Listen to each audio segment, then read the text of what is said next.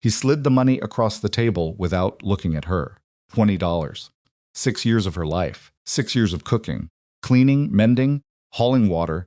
Most of its windows were dark and keeping his house standing in the middle of nowhere, and her uncle counted out those bills like he was tipping a stranger at a diner. "Be gone by sunrise," he said. "Margaret's coming with her children. There won't be room." Maren Holloway was 18 years old, 260 pounds, and had nowhere on this earth to go. She picked up the $20. Her hands didn't shake. She wouldn't let them. If you've ever been told without a single word that you are less than what you are worth, then you already know exactly what she felt standing in that kitchen. And if you stay until the very end of this story, you will see what a woman does when the world hands her nothing but a curse and a deadline. Before we go further, if stories like this reach something deep in you, please subscribe to this channel and hit that notification bell. Drop a comment below telling me what city or country you're watching from. I want to see how far Maren's story travels. And if this one moves you, hit that like button so others can find it too.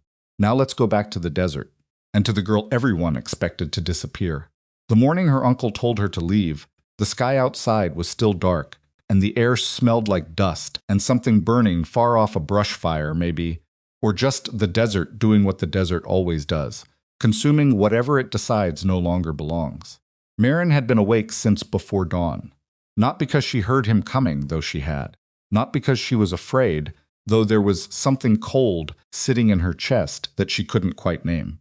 She was awake because she'd been awake most nights for the past month, ever since she'd overheard her uncle talking on the telephone to a woman named Margaret, who apparently had 2 boys and a need for a house that didn't already come with an extra person in it. His name was Clement Holloway, and he was not a cruel man the way some men are cruel, not with his hands, not with his voice raised. He was cruel the way drought is cruel, slow, impersonal. He simply did not include you in his calculations, and eventually you stopped expecting to be included. Maren had moved into his house when she was 12. After her mother went first, and then her father followed 18 months later, like he couldn't figure out how to exist without her. Clement was her father's older brother, and he had taken Maren in with the expression of a man accepting a piece of furniture he had no room for, but felt obligated to keep.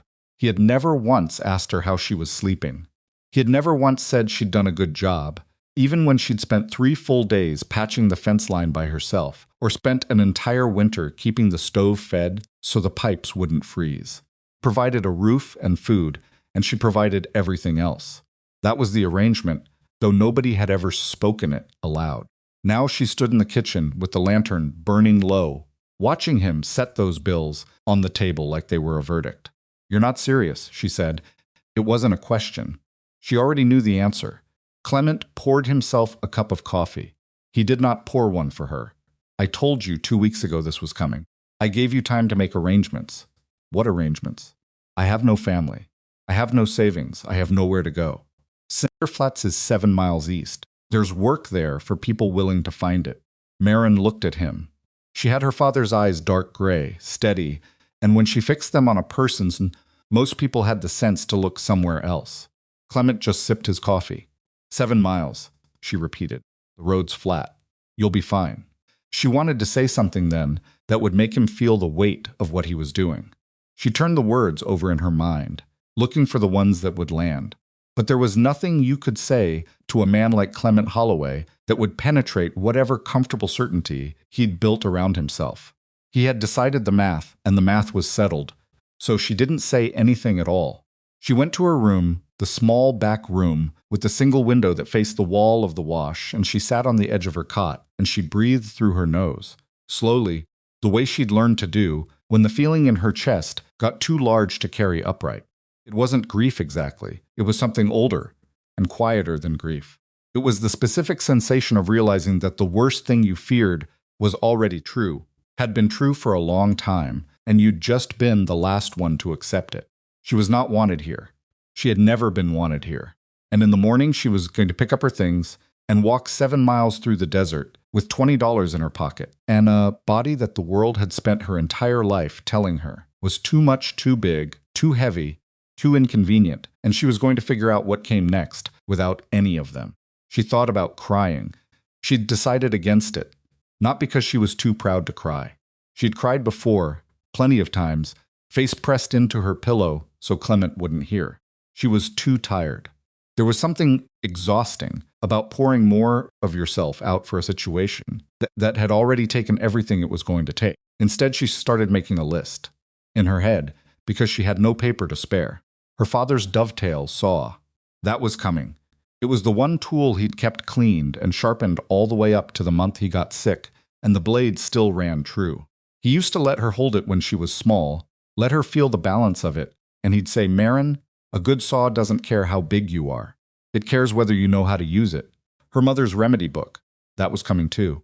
A small handmade journal, water-stained on the cover, filled with her mother's cramped handwriting notes on desert plants, on which roots drew fever down, on what to pack on a wound when you were 2 days' ride from a doctor.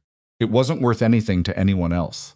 To Maren, it was the closest thing she had left to a conversation with a woman who'd been gone for 6 years. A blanket, 2 changes of clothes, the boots on her feet, that was it. That was everything she owned that mattered. By the time the sky began to lighten from black to the particular dark purple that preceded dawn in the high desert, Maren had her sack over her shoulder and was standing at the front door. Clement was in the kitchen. She could hear him. She did not say goodbye. She pulled the door shut behind her and walked east. The road to Cinder Flats was flat, as advertised, which was the only honest thing Clement had told her in 6 years. But flat doesn't mean easy when you're carrying weight on a frame already sore from years of underslept, overworked mornings, and the heat came up fast once the sun cleared the ridge to the east. Maren was a large woman, and she had always been a large woman, and she had spent enough years in this body to know exactly what it could and couldn't do. What it could do, work, sustain, outlast. What it couldn't do, perform those things without cost. Her knees let her know about the cost around mile 3. Her lower back joined the conversation somewhere around mile 5. She stopped once at a dry creek bed and ate half the biscuit she'd put in her coat pocket before leaving, because she hadn't eaten since yesterday afternoon, and her body was not inclined to be patient about that. She drank from her canteen and watched a hawk circle something far out in the flats, patient and expressionless, and she thought, that's actually a reasonable way to operate. Just keep circling. Don't land until you know where you're landing. She reached Cinder Flats before noon. It wasn't much. A main road with a dozen buildings along it, a water trough for horses outside the general store, 2 saloons that weren't yet open, a post office smaller than Clement's kitchen. The kind of town that existed because the desert occasionally required a place to stop, not because anyone had particularly planned it. Maren went to the general store first, because the general store was where you learned things. A man named Grover Pitts ran the counter, heavyset himself, wearing a canvas apron that had seen better years. He looked at her when she came in the way men like that often looked at her, not with cruelty, exactly, but with assessment, cataloging. Who is this and what does she want, and how much of my time will it take? Looking for work, she said, no preamble, no story. She'd learned early that preamble only gave people time to build their refusals. Grover Pitts looked her over once, slowly. What kind of work? Carpentry, repair, sewing. I can manage a kitchen if it comes to it. I can haul and clean, and if you have livestock, I can manage them. He was quiet for a moment. Then, you got a place to stay? Not yet. The quiet again. She watched him, and she could see him making the calculation. Large girl, no address, no references, showing up out of the desert with a sack on her shoulder. She could see exactly where the calculation was going to land, even before he opened his mouth. My wife handles the sewing when we need it done, and we don't have room here for a hired hand. He paused. There's a boarding house down the road. Mrs. Fenn runs it. She might know something. He said it the way you direct someone to somewhere you don't intend to send them at all. Maren thanked him anyway.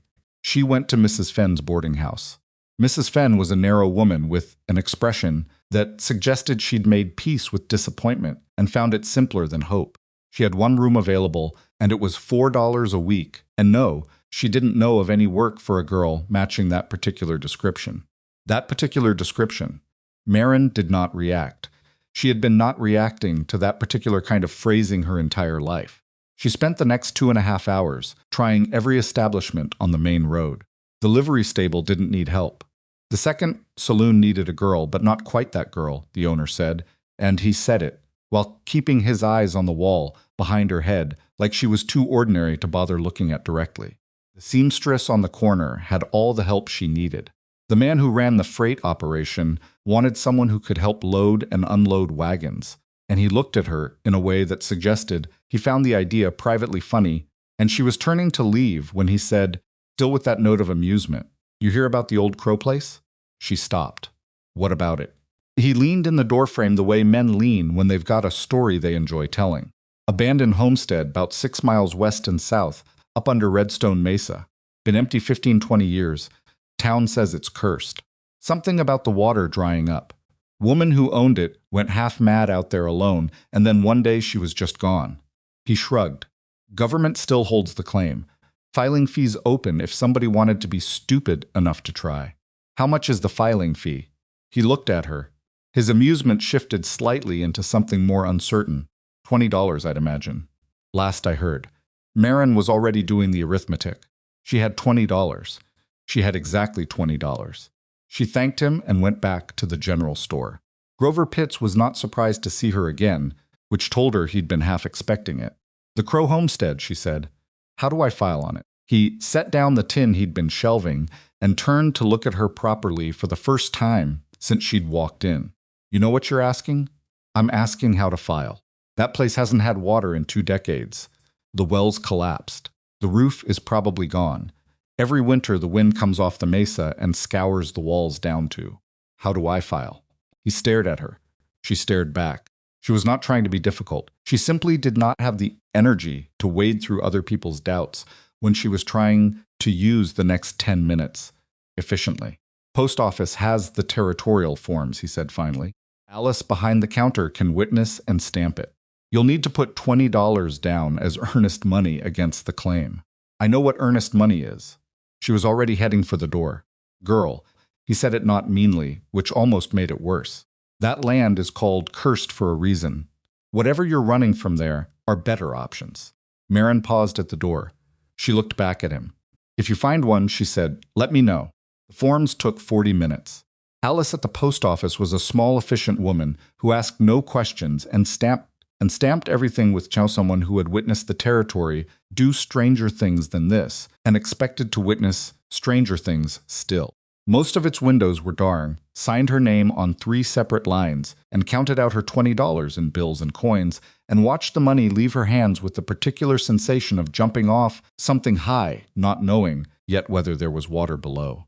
She left the post office in the early afternoon with the deed paperwork folded inside her mother's remedy book, which was the safest place she owned. She had no money. She had no food beyond the remaining half biscuit. She had no idea what she was walking toward. She started walking.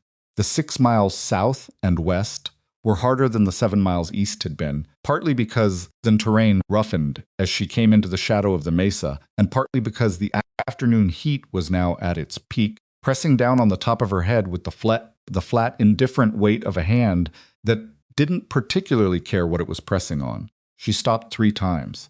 Once to eat the last of the biscuit. Once because her right knee had started giving her a specific sharp warning she'd learned over years to take seriously. Once because she crested a low ridge, and for the first time she saw it. Crow Homestead. It sat below the red rock of the mesa like something the land had tried to take back and hadn't quite finished consuming. Porch on the south side had collapsed entirely, a heap of gray timber listing into the dirt. The windows were boarded with what looked like old barn wood, dark with age and warped by years of freeze and thaw. One corner of the roof had sagged inward. Tumbleweeds had piled against the north wall until they formed something almost structural. And in the center of the yard, choked with debris, was the well. Maren stood on the ridge for a long moment and looked at it. It was the worst property she had ever seen. She thought of her uncle sliding those $20 across the table. She thought of the saloon owner keeping his eyes on the wall. She thought of Mrs. Fenn's narrow face and that particular description.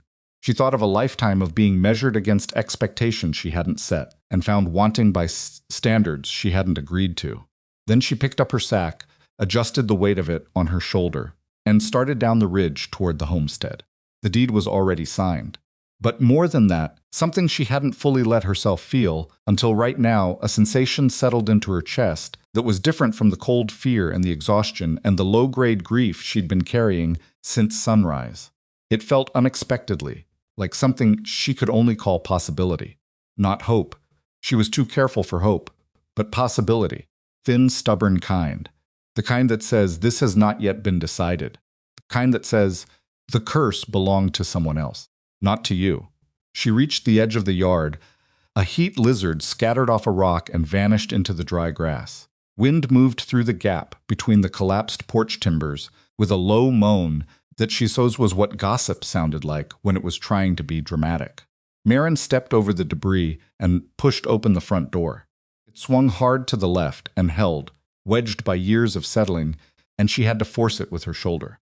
The inside smelled of dust and old smoke and something underneath those things that was harder to name, something that had been a home once and knew it and hadn't entirely given up the idea. She stood in the threshold and looked at what she had just spent everything she owned to own. The floor was thick with grit. The fireplace on the north wall was enormous, made of stacked river stone, and at first glance it looked intact. The main ceiling beam had held.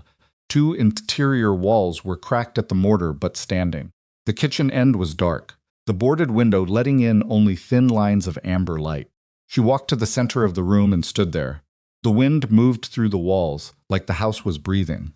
She pulled her father's dovetail saw from the sack and set it against the wall. She put her mother's remedy book on the mantel above the cold hearth, with the deed still folded inside it. Then she sat down on the dusty floor, cross-legged, with her back against the cool stone of the fireplace, and for the first time in a very long day, she stopped moving. She allowed herself exactly 3 minutes of stillness. She'd learned to do that too, to give herself a counted piece of time to sit in whatever felt too large to process standing up. You sat in it, you counted. Then you stood up and you figured out what came next. The roof sagged on the east end. The well was going to be the hard problem. Porch timber might be salvageable if the rot hadn't gone too deep. She counted to 180. She stood up. "All right," she said aloud, to the empty room, to the dust in the settling walls and the desert wind finding its way through every crack it could locate. "Let's see what you've got." She had told herself she would sleep. That was the plan: get inside. Assess what there was to assess, and then sleep, because the body needed sleep the way a fire needed fuel, and she had been running on something that wasn't quite either since before dawn. She'd found a corner of the main room where the floor was solid underfoot, swept the worst of the grit aside with a piece of broken board, unrolled her blanket, and lay down with her coat folded under her head. The wind found every crack in the walls. The house groaned in a low, settled way, the way old structures do when the temperature drops after sundown, not collapsing, just remembering that it had weight. Somewhere in the dark, something small moved through the walls. Mouse, probably. Maybe a lizard that had gotten inside, through one of the gaps near the boarded windows. Maren lay on her back, with her eyes open, and listened to the desert do its nighttime inventory of sounds, and decided that sleep was, in fact, not happening yet. She sat up. The moon was high enough that thin silver light came through the gaps in the window boards, laying pale lines across the dusty floor. She could see the outline of the hearth, massive and dark. She could see the slope of the east ceiling, where the rafter had given part way and the roof sagged toward the floor like a thing exhausted. She had no lantern. She hadn't thought about a lantern.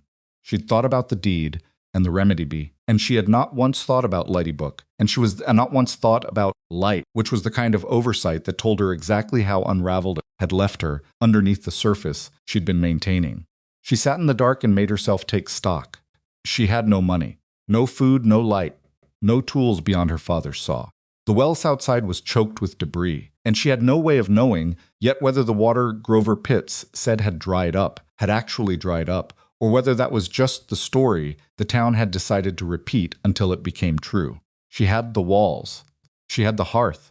She had the main floor beam, which, as far as she could tell in the dark, still ran level from one end of the house to the other, which was more than some structures twice the age could claim.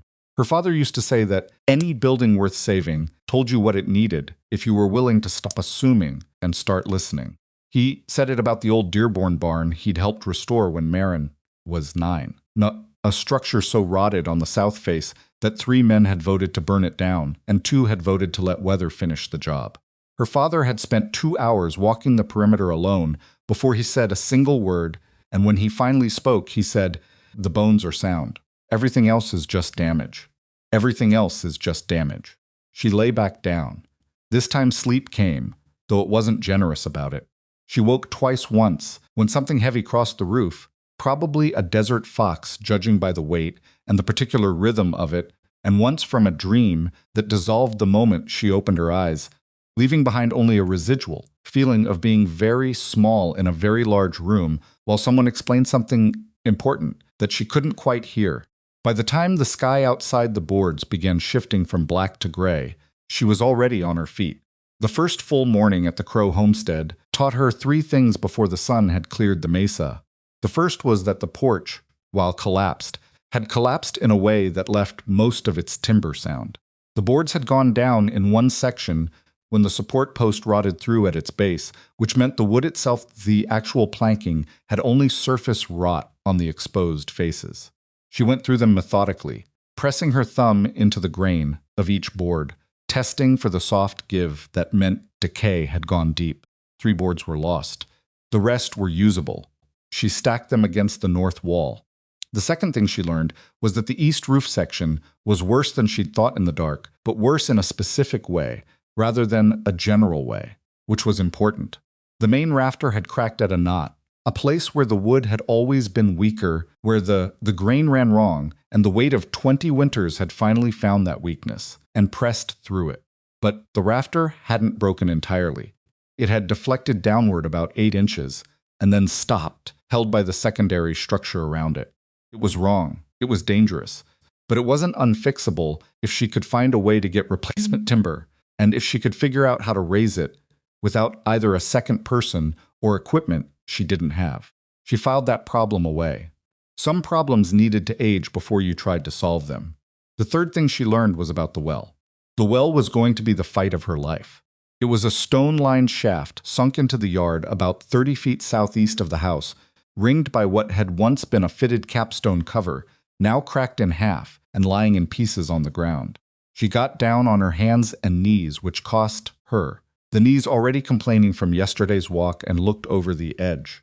The shaft went down into darkness. She couldn't see the bottom. The stone lining was intact as far as she could see, which was maybe 8 feet, and then the darkness below the 8-foot mark was total. She picked up a pebble and dropped it. She counted. She got to 4 before she heard it hit. Not water. Rock, or hard-packed earth. A dry impact. She sat back on her heels and looked at the well, and the well looked back at her, passive and indifferent in the way of things that have been waiting a long time and are prepared to wait longer. She needed to go down. She had no rope. She had a saw, a blanket, a coat, and her mother's remedy book. She had no rope, no bucket, no lantern, no food, and no money to buy any of these things until she could find a way to earn some, and she couldn't find a way to earn some until she could walk back to Cinder Flats. And she couldn't walk back to Cinder Flats and return the same day in the heat without more water than the half-full canteen sitting inside the house. She stood up to the heels of her hands against her lower back, which was informing her in no uncertain terms about yesterday's 7 miles on top of a previous night of poor sleep. One thing at a time, she said to no one. She went back inside and drank a careful measure from the canteen. She sat on the floor and looked at the hearth, and decided that if she was going to spend the day here, rather than walking back to town immediately, she was going to spend it doing things she could actually do with what she had. She could pull the rest of the debris from inside the house. She could use the broken board to sweep the floors down to clean stone. She could examine every wall carefully for structural issues she might have missed in the dark. She could take the porch boards she'd already sorted and begin stacking them by condition, a proper inventory rather than a rough one. She could learn the house. That was something. That was the thing her father always said came first before you lifted a hammer, before you ordered materials, before you made a single decision about what to repair, and in what sequence you learned the house. She started with the walls. It was mid-morning when she heard the horse. In the base of the north wall, where the mortar between the lower stones had been replaced at some crumbled and been partially replaced at some point with what looked like a mixture of mud and straw, a repair, competent but temporary. She was pressing her palm flat against the stone to feel for movement when she heard hooves on the hard-packed dirt of the yard. She stood up and went to the door. But the man on the horse was old, not frail old, but the kind of old that looked like it had been earned through decades of physical disagreement with the world. He was short and lean, brown as old leather from the sun, with white hair under a hat that had given up its original shape years ago. Sitsa. He sat the horse with the posture of someone who'd spent more of his life in a saddle than out of one, and he was looking at the house with an expression that Maren couldn't quite read from where she stood. He didn't startle when she appeared in the doorway. He just shifted his eyes to her, then back to the house, then back to her. "You file on this place?" he said. "I did." He nodded slowly. He looked at the well. He looked at the collapsed porch timber she'd stacked against the wall. He looked at her. "Orson Pike," he said. He didn't offer a hand because she was 10 feet away, and he didn't get off the horse. "I prospect the ridgeline up north. Pass this way every few weeks. Maren Holloway, how old are you?" 18. He made a sound that wasn't quite a laugh and wasn't quite anything else. "You know this place is supposed to be cursed. I've heard. You believe in curses?" She looked at the well and then back at him. "I believe the well is dry and the roof has a cracked rafter and the porch lost a support post to rot. None of those things are curses." Orson Pike looked at her for a moment with his head slightly tilted, like a man recalibrating something. "That's a reasonable position," he said. He climbed down from the horse then, moving with the careful deliberateness of someone whose joints had opinions, and tied the reins to the old post near the well that was, she noticed, still solid, one of the things she'd identified this morning as actually intact. He walked to the well and looked down it. He picked up a pebble and dropped it, same as she had. "Sounds dry," he said. "It does, doesn't mean it is." He straightened up. Desert wells go quiet. Debris falls in, blocks the sound. Sometimes the water table drops 8-10 feet below where it used to run, and you can't hear it because there's too much junk between you and it. He paused. "You been down?" "I don't have rope." He looked at her, and then he looked at his horse, and then he looked back at the well.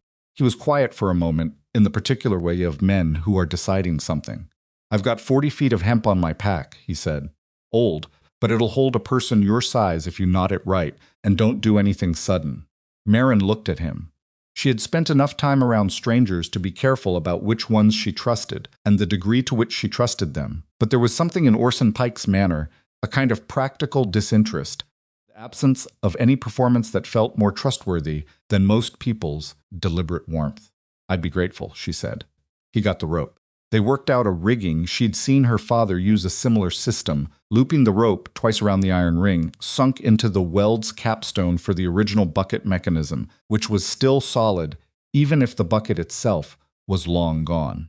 If the ring held, and it looked like it would give her a mechanical advantage on the descent and make the climb back up easier. Orson stood at the top with the rope wrapped around his forearms, braced against the well's edge. He was not large enough to haul her up bodily if something went wrong, and they both knew it, but neither of them said so. "I go slow," she said. "Go slow," he agreed. Getting into the well was ungainly. She had done hard physical things all her life, and she had learned not to let the appearance of how she did them concern her, but fitting her body over the edge of a stone shaft 30 inches across required a degree of contortion that was neither graceful nor comfortable, and the edge bit into the backs of her thighs, through her canvas trousers, and her shoulders scraped the stone on both sides as she got her weight onto the rope. Then she was down in the shaft. The cold hit her immediately, the deep underground cold that existed independent of the season, that had nothing to do with the desert heat 10 feet above her head. The stone was damp against her palms, where she steadied herself against the shaft walls. Damp. Not wet, but damp, and that was something. That was already more than the dry pebble drop had suggested. She went down slowly.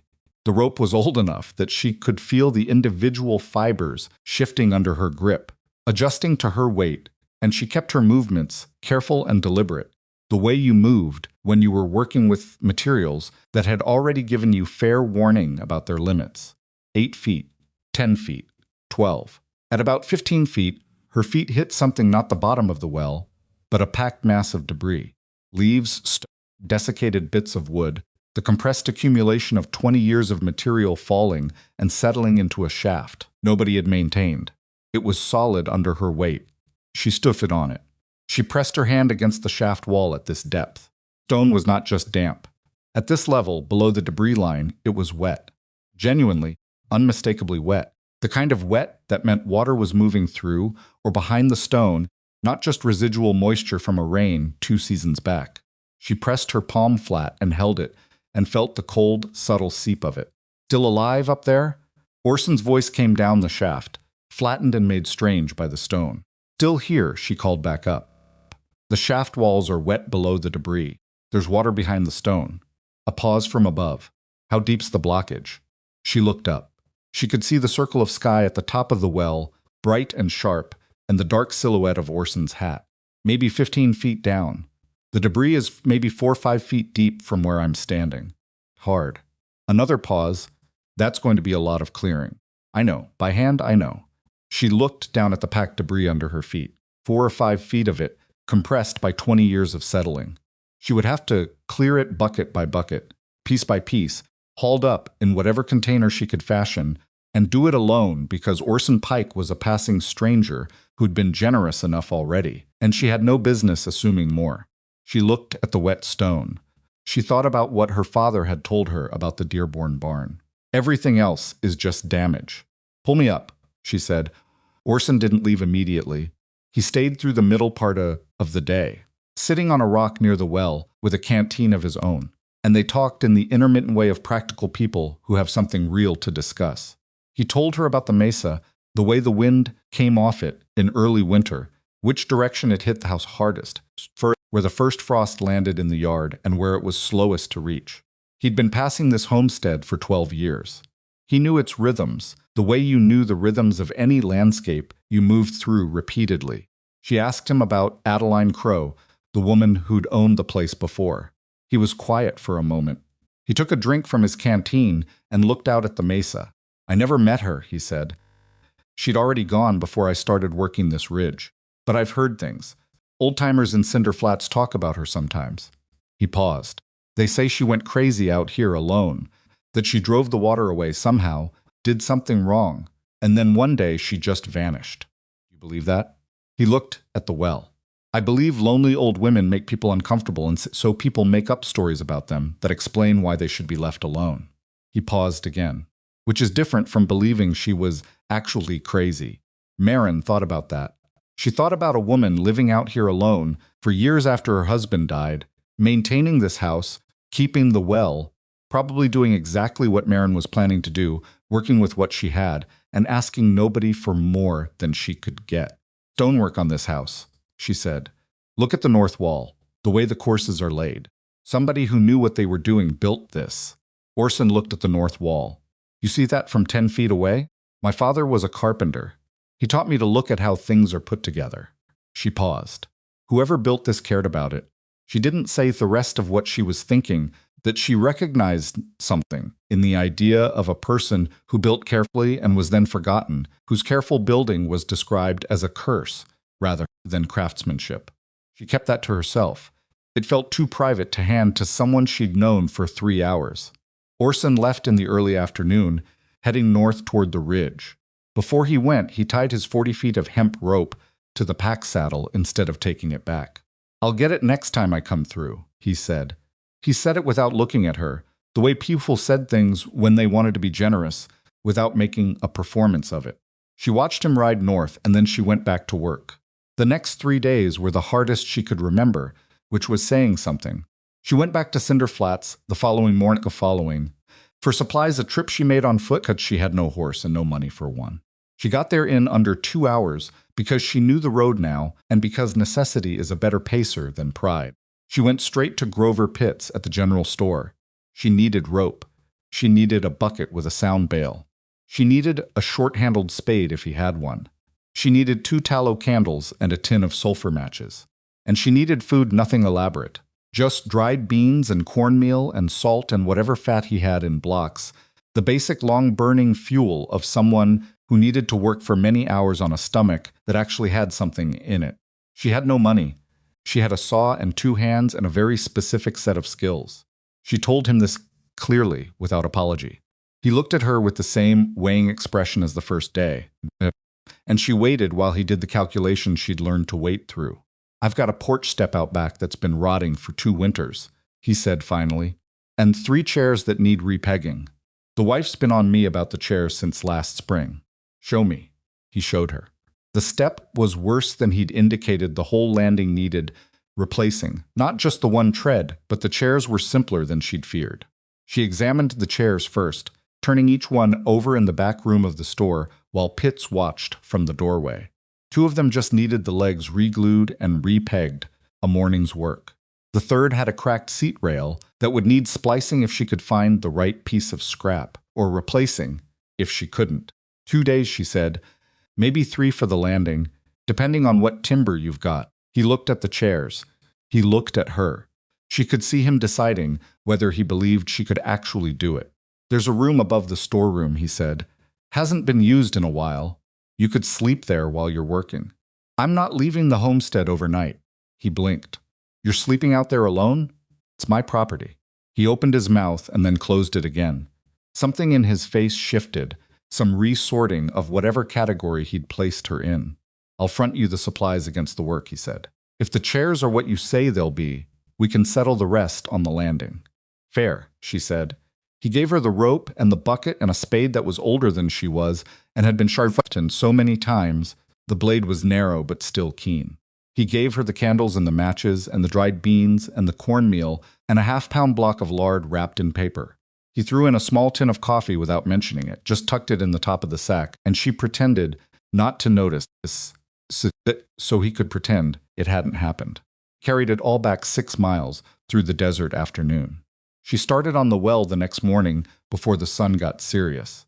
The first thing she did was rig the rope properly, not the improvised arrangement she and Orson had used, but a proper double wrap with a belay mechanism using a section of the old iron ring and a short piece of scrap timber wedged across the well's mouth to give her a breaking point she could control from below. It took her an hour to get it right, and she retied it twice because she didn't like the way the timber shifted under load the first time. And the second time she added a second lashing point because she was going to be working down there alone and there was nobody to pull her out if something went wrong. And that was the kind of arithmetic you didn't fudge. She went down with the canteen, the small spade, and an empty flour sack she'd found in the house. The candle she lit at the 15-foot mark gave her a small, wavering circle of light that showed her exactly what she was working with. The debris packed into the shaft below the dry zone was dense years of material compressed into something approaching the consistency of old adobe. She couldn't just shovel it. She had to break it up with the spade first, working the blade into the mass, prying sections loose, then scooping the loose material into the flour sack. Then she'd climb back to the surface, haul the sack up on the rope, dump it, and go back down. It was not fast work. It was barely even describable as work in the conventional sense. It was closer to an argument with the earth about what the earth was willing to give up, conducted in a cold stone shaft with a candle that burned down to a stub in about 40 minutes. She did 4 trips the first day. She was not proud of 4 trips. 4 trips felt like nothing against the mass still left in the shaft. But the 4th time she went down, and she lowered the candle to its lowest point before it guttered out, she saw something she hadn't seen before in the debris mass at the bottom. She saw it glisten. Just at the very base of the packed material, in the lowest part of the shaft, where the final foot of debris met whatever lay beneath a thin, dark gleam, kind as the surface makes when it's wet enough that light catches it differently from everything around it. She pressed her hand into the debris at that point, and her fingers went into it a different way than they had before. Not solid, not dry-packed, soft. The debris at the very base was wet enough to yield to pressure. The water was close, very close, closer than she'd expected. She climbed out of the well and sat on the edge with her legs hanging over and her heart doing something she couldn't entirely describe. It was not quite excitement.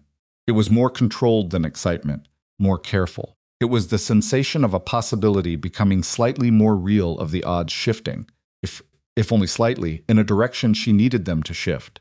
She dumped the sack. She went back down. On the second day, she lost the candle early, dropped it, and had to work in complete darkness for 2 hours, navigating entirely by feel. She didn't go up. She was too close. She could feel it in the quality of the debris under her hands, in the way the cold in the shaft had a different character now, heavier and more present, the way air changes when water is near. She filled 2 sacks blind, working by touch and patience. And the very specific kind of stubbornness that isn't the same as foolishness because it's based on actual evidence rather than wishful thinking. When she finally climbed out into the afternoon light, her hands were shaking from grip fatigue, and her knees had filed several formal complaints, and her forearms were scraped from the stone shaft walls. She sat beside the well and drank from the canteen and told herself she'd stop for the day. She went back down once more. The third trip of the second day, at roughly the same depth she'd been working all morning, her spade hit something that wasn't debris. A sound, clean resistance, the particular kind that means the blade has met solid stone rather than compressed sediment. Most of its windows were dark, and when she pressed her hand to the floor of the cleared shaft at that point, feeling around the edge of the debris, she'd already moved. Her fingers went into cold water up to the second knuckle. She held very still. The water was there. Not a seep, not a damp stone. Water, actual standing water, pooling in the lowest cleared area of the shaft at a depth of roughly 18 feet below the surface. Cold and dark and absolutely unmistakably real. She pressed both palms flat into it and held them there for a long moment in the dark. She had not cried at her uncle's table. She had not cried on the road to Cinder Flats. She had not cried in the store when the saloon owner kept his eyes on the wall, or when Mrs. Fenn said that particular description, or when she stood on the ridge and looked at the ruins she'd spent every cent she owned to claim. Down here, alone in the dark, with cold water rising slowly between her fingers in a shaft she'd cleared with a narrow old spade and a flour sack, and 4 trips a day for 2 days running, put her forehead against the cold stone wall of the well, and she let herself cry, not from sadness, or not only from sadness, from something that had been building pressure for a very long time and had just found the smallest available release valve. It lasted maybe 2 minutes, then she wiped her face on her sleeve, secured the rope, and climbed out of the well. She stood in the yard in the early evening light and looked at the house and the mesa and the desert stretching out beyond the property line in every direction. "It's not cursed," she said to the empty yard. The wind moved through the yard in answer, carrying the faint smell of something it had picked up far out on the flats, sage maybe, or something else. And the house sat in the last of the light, with its cracked walls, and its sagging roof and its reviving well, and it looked, not for the first time, like something that had been waiting for someone with enough patience to listen. She went inside and built the first fire she'd been able to build since she arrived. The hearth drew, well, the chimney was cleaner than she'd feared, and the smoke went up and out rather than back into the room. She sat close to it and ate beans she'd cooked in the small pot she'd borrowed from Pitt's, along with the other supplies, and she ate slowly, paying attention to the food, which was something she almost never let herself do. The fire put shadows on the walls. The house made its sounds. Outside, something called once from the mesa an owl, or maybe just the wind finding a particular shape among the rocks. She was looking at the hearth, at the river stone courses of it, at the careful work of whoever had built this fireplace. And that was when she noticed it. She'd been looking at the hearth for 3 days, and she hadn't noticed it because she hadn't been sitting still and close to it, with firelight at exactly this angle. One of the flagstones at the hearth's base sat slightly proud of its neighbors. Not fallen out, not cracked. Proud, raised by a fraction of an inch, as though something beneath it had caused it to lift slightly over years of heating and cooling, or as though it had been reset, carefully, over something placed beneath it. She sat forward. The flagstone was large, maybe 14 inches across, and it had been set in mortar like the others, but the mortar around its edges was a slightly different color, newer or at least applied at a different time than the surrounding stones. She could see it now that she was looking. She pressed her fingers to the edge of it. She pushed gently. It rocked, just slightly, just enough to tell her it wasn't fully bonded to the substrate, that whatever had once held it in place had either not been mortar at all, or had crumbled away underneath over time, and the stone was resting now on its neighbors rather than on a bonded bed. She sat back and looked at it. She looked at the fire. She thought about Adeline Crowe and what Orson Pike had said she'd been out here alone for years after her husband died, and she thought about what a person did with things they needed to keep safe when they lived alone in a house with no bank within walking distance and nobody they trusted to hold anything for them. She looked at the stone. She looked at her hands, scraped and sore from the well. She pulled her father's dovetail saw from its place against the wall. She used it every evening to clean the blade. A habit so old it was barely a thought, and she set it across her knees, and she sat there and breathed and made herself wait. The way she made herself count to 180 before she stood up and figured out what came next. She reached over and pressed the edge of the flagstone again. It rocked. She reached for the piece of scrapboard she'd been using as a pry bar for the porch timber and slid the thin edge of it carefully under the lip of the loose stone and levered it gently. Control-X, with the controlled patience of someone who had learned that most things broke when you rushed them, and most things yielded when you didn't. The flagstone came free with a sound like a breath being released. Beneath it, in the space between the hearth's foundation stones, someone had laid a piece of oilcloth. It was dark with age, stained by years of hearth heat and time, but it was still intact, folded over itself multiple times in the deliberate way of someone who was trying to keep what was inside it dry for a long time. Maren set the flagstone aside. She looked at the oilcloth for a moment. The fire cracked behind her. The shadows moved on the walls. She reached in and took it out. The oilcloth was heavier than it looked. Phyllis. She set it on the floor in front of the fire and sat cross-legged, the way she'd been sitting since childhood when she wanted to look at something properly. And she took a moment before she unfolded it. Not because she was afraid of what was inside, because she understood, in some wordless way, that this was the kind of moment that only happened once, and that once she opened it, the before and after of it would be permanent. Whatever was in there would become part of her story, whether she wanted it to or not. The fire shifted behind her. A log settled with a soft collapse of coals. She unfolded the oilcloth. The first layer was another piece of cloth, plain cotton, gray with age but intact. Beneath it was a metal box, the kind that used to hold tobacco or tea, rectangular, with a fitted lid that had been sealed around its edge with candle wax dripped and smoothed by hand. The wax had yellowed and gone brittle, and when Maren ran her thumb along the seal, small pieces of it crumbled away. Someone had pressed it in carefully, going around the edge twice at least, making sure the seal was complete, making sure whatever was inside stayed dry. She worked the lid loose slowly, working her thumbnail under the remaining wax, not forcing it. The lid came free with a faint resistance, like a small exhale, and she set it on the floor beside her and looked inside. The money was the first thing she registered, because it was impossible not to. Bill's old ones, the paper slightly brittle but intact, stacked flat and held together with a strip of cloth tied in a knot. Coins beneath them, silver catching the firelight. She didn't count it yet. She set the money aside on the oilcloth and looked at what else was in the box. A small carved wooden bird. She picked it up and held it in her palm. It was maybe 3 inches long, made from a piece of close-grained wood she couldn't immediately identify, carved with a level of precision and care that was remarkable for something so small. The wings were folded back, the head slightly tilted as though it had just landed and was deciding whether to stay. Whoever made it had known what they were doing. She could see the marks of small tools in the wood, the kind of controlled cuts that required patience and a very still hand.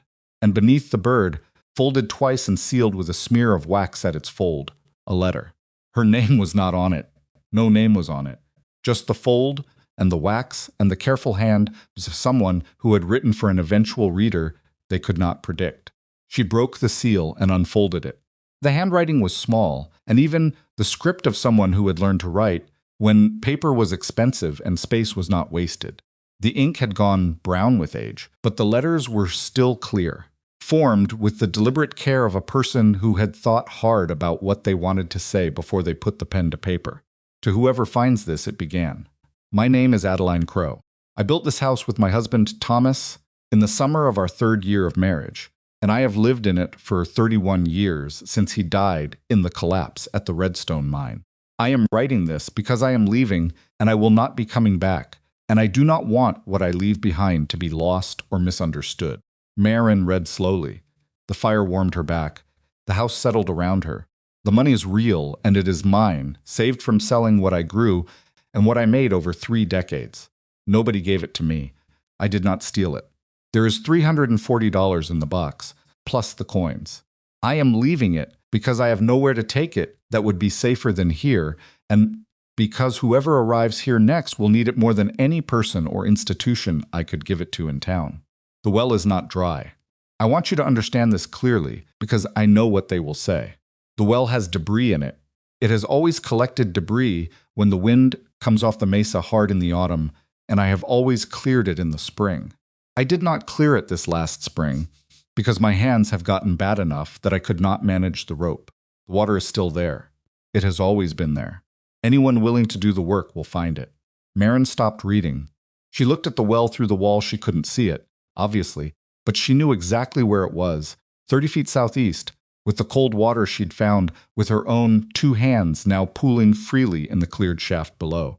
She thought about Grover Pitts saying the water had dried up. She thought about the man at the freight office telling her the place was cursed.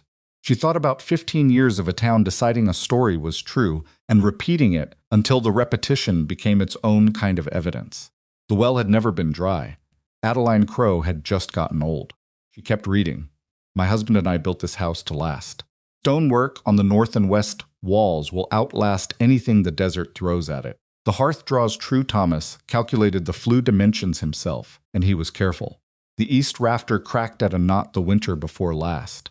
Put a temporary prop under it, but I could not do the repair myself. That will need attention. Maren almost laughed. She didn't, but it was close. She'd identified the east rafter on her first morning. She'd filed it away as a problem that needed timber and a second pair of hands. Adeline Crow, apparently, had also known it was a problem and had done exactly what Maren had done, noted it, propped it, filed it for later. I am going to my sister's family in the east. She has been writing to me for 2 years, asking me to come. I should have gone sooner, but I could not leave this house easily. Thomas is buried under the ironwood tree at the north edge of the property. I am not able to carry him with me. I ask whoever comes here to know that the tree matters, if nothing else. The bird I am leaving because I carved it myself in the winter after Thomas died, to have something to do with my hands when the evenings were too long. It is a meadowlark. He liked meadowlarks. You may do with it what you like. The house is not cursed. I was simply old and alone, and old alone women make people uncomfortable, and uncomfortable people say terrible things to explain away their own discomfort. Do not let them do that to you. Whatever brought you here, I hope it was enough. Whatever you find here, I hope it is more. Adeline Crow. The last line, Maren read it twice, then a third time. Do not let them do that to you. She sat with the letter in her hands for a long time, long enough that the fire burned down from full flame to the quieter, steadier heat of good coals, and the shadows on the walls shifted and settled. Outside, the desert was doing its late evening thing, the temperature dropping fast now that the sun was fully gone, the rocks releasing the heat they'd absorbed all day. The wind off the moss moving through the dark with a sound that wasn't threatening if you'd learned to hear it as weather rather than warning. She set the letter carefully on the floor. She picked up the carved bird and looked at it in the firelight. A meadowlark. She'd seen meadowlarks before, in the lower country closer to the river. She could see it now in the carving, the particular way the head was set, the proportion of the wings. Adeline Crow had carved this with accuracy, not just from memory but from genuine observation. The woman had looked at birds carefully and then cut their shape into wood with small tools and a still hand. You may do with it what you like. Maren held it for another moment, then stood up and set it on the mantel above the hearth, in the center, where the stone was level and clean. Then she sat back down and counted the money. $342 in bills, $16.30 in silver coin, $358.30 total in her hands on a night when she had arrived with nothing, in a house that everyone in Cinder Flats had agreed was worthless. She set the money back in the tin box with the lid replaced. She sat for a very long time. Here was the fact of the situation, and she was not going to let herself dress it up in anything sentimental. She could leave tomorrow morning. She could take this money and walk back to Cinder Flats and buy a seat on whatever wagon or mail coach came through, and she she could go somewhere else entirely. Somewhere with more water and more people and more possibility of finding work that didn't involve 18-foot wells and cracked rafters and walls that needed repointing and 6 miles of desert between her and the nearest town. She could start over somewhere that didn't require starting from actual ruin. She thought about it seriously. She gave it the full weight it deserved. She looked at the carved bird on the mantel. She looked at the money in the box. She looked at the letter, and specifically at the handwriting, the small, even, expensive paper-respecting script of a woman who had lived here for 31 years and built something out of what the desert gave her, and who had left behind both a gift and a message, and the message was aimed at someone specific even if Adeline Crowe hadn't known who that someone would be. Do not let them do that to you. She put the lid on the box. She was not leaving. She went to Cinder Flats the next morning, but she went differently than she'd gone the first time. The first time she'd gone as someone asking, head up, voice level, but asking all the same, asking for work, asking for consideration, working hard to project competence while knowing that everything about how she was perceived in that town was already stacked against her. She went this time as a customer. That was a different thing entirely. She had the money in the tin box wrapped in the oilcloth inside her father's coat, which she wore despite the heat because it had an interior breast pocket deep enough to hold the bundle securely, and she wasn't about to carry that kind of money in a sack she'd be setting down. She walked the 6 miles, the same way she'd walked every other stretch of desert in the past week carefully, with attention to her knees, stopping when her body indicated a stop was warranted rather than when pride decided she'd stopped enough. She got to Cinder Flats in good time. She went to the general store first, as before, but this time she had a list. Grover Pitts looked up when she came in. He'd seen her enough times in the past week that he'd stopped doing the full cataloging look. He'd also seen her work she'd come in 2 days prior and done the chair repairs she'd promised. And he'd watched her work for 20 minutes before he stopped watching because he found it uncomfortable to stand for of his own store staring, and because the work was clearly going to be fine. The chairs held, he said. It was almost a greeting. The joints were dry. They needed cleaning before the glue went in. If you'd had someone peg them without cleaning the old adhesive out first, they'd have failed again in a month. I know. My wife said the same. He paused. You come for the landing job? I've come to buy supplies. After that, we can talk about the landing. He looked at the list she set on the counter, and his expression went through several things in about 4 seconds: surprise, reassessment, and something she chose to read as a grudging revision of whatever column he'd sorted her into. She bought good rope this time, not borrowed and elderly. She bought nails in 3 sizes, lime for mortar work, 2 additional candles, and a proper small lantern with oil enough to fill it twice. She bought a hand plane and 2 chisels because she'd been working without edged tools beyond the saw and it was slowing everything down. She bought a cook pot to replace the borrowed one. She bought 4 weeks of provisions: beans, salt pork, cornmeal, dried apples, coffee, lard. She bought 2 bits windows were dark. She bought 2 bolts of canvas because the boarded windows needed to be unboarded eventually, and she needed something to cover them that would keep the wind out until she could get proper glass fitted. She paid for all of it. Grover Pitts totaled it twice, which she didn't object to because she would have done the same. She counted out the money on the counter, and when she was done, she still had more than $200 in the tin box, which she folded back into the oilcloth and tucked back into the interior coat pocket without comment. The silence in the store had a particular quality to it. You find something out there? Pitt said. I found the well isn't dry. He looked at her. People been saying that well's been dry for 15 years. People were wrong. She picked up the first load. I'll come back for the second lot. She did the landing job over 2 days, working in the mornings before the heat peaked, walking back to the homestead in the late afternoon. Pitts paid her fare not generous, but fair, and she didn't negotiate because fair was sufficient, and because she had what she needed, and negotiating for more than sufficient was a habit she didn't want to develop when she still had a house to rebuild. The week after the landing job was when she met Cal Rayner. She'd known someone working at the stable. She'd passed it often enough going in and out of town, but she had reason to stop there until she needed to borrow a block and tackle rig. She'd worked out on paper or what passed for paper, since she was using the back of the oilcloth at this point, that she couldn't raise the cracked east rafter back to true without a mechanical advantage she didn't have. She needed a pulley system, and she needed it anchored to something stable, and the stable had the equipment and the anchor points, and probably the man with enough physical height to make the top rigging work. Cal Rayner was 23, lean and quiet, with a kind of self-contained manner that she'd learned to read as either unfriendly or shy and had stopped, assuming was the former until proven. He was mending a harness when she walked in, and he looked up and kept looking, which was, she'd noticed what he tended to do. He didn't look away the way Grover Pitts had done that first day. He just looked openly and without apology, but not in the way that made a person feel inventoried. "I need to borrow a block and tackle," she said. "I've got a rafter to lift. I can pay in labor. Pitts will tell you my work is sound." Cal set the harness down across his knee. "The Crow Homestead? That's my place now." He nodded slowly.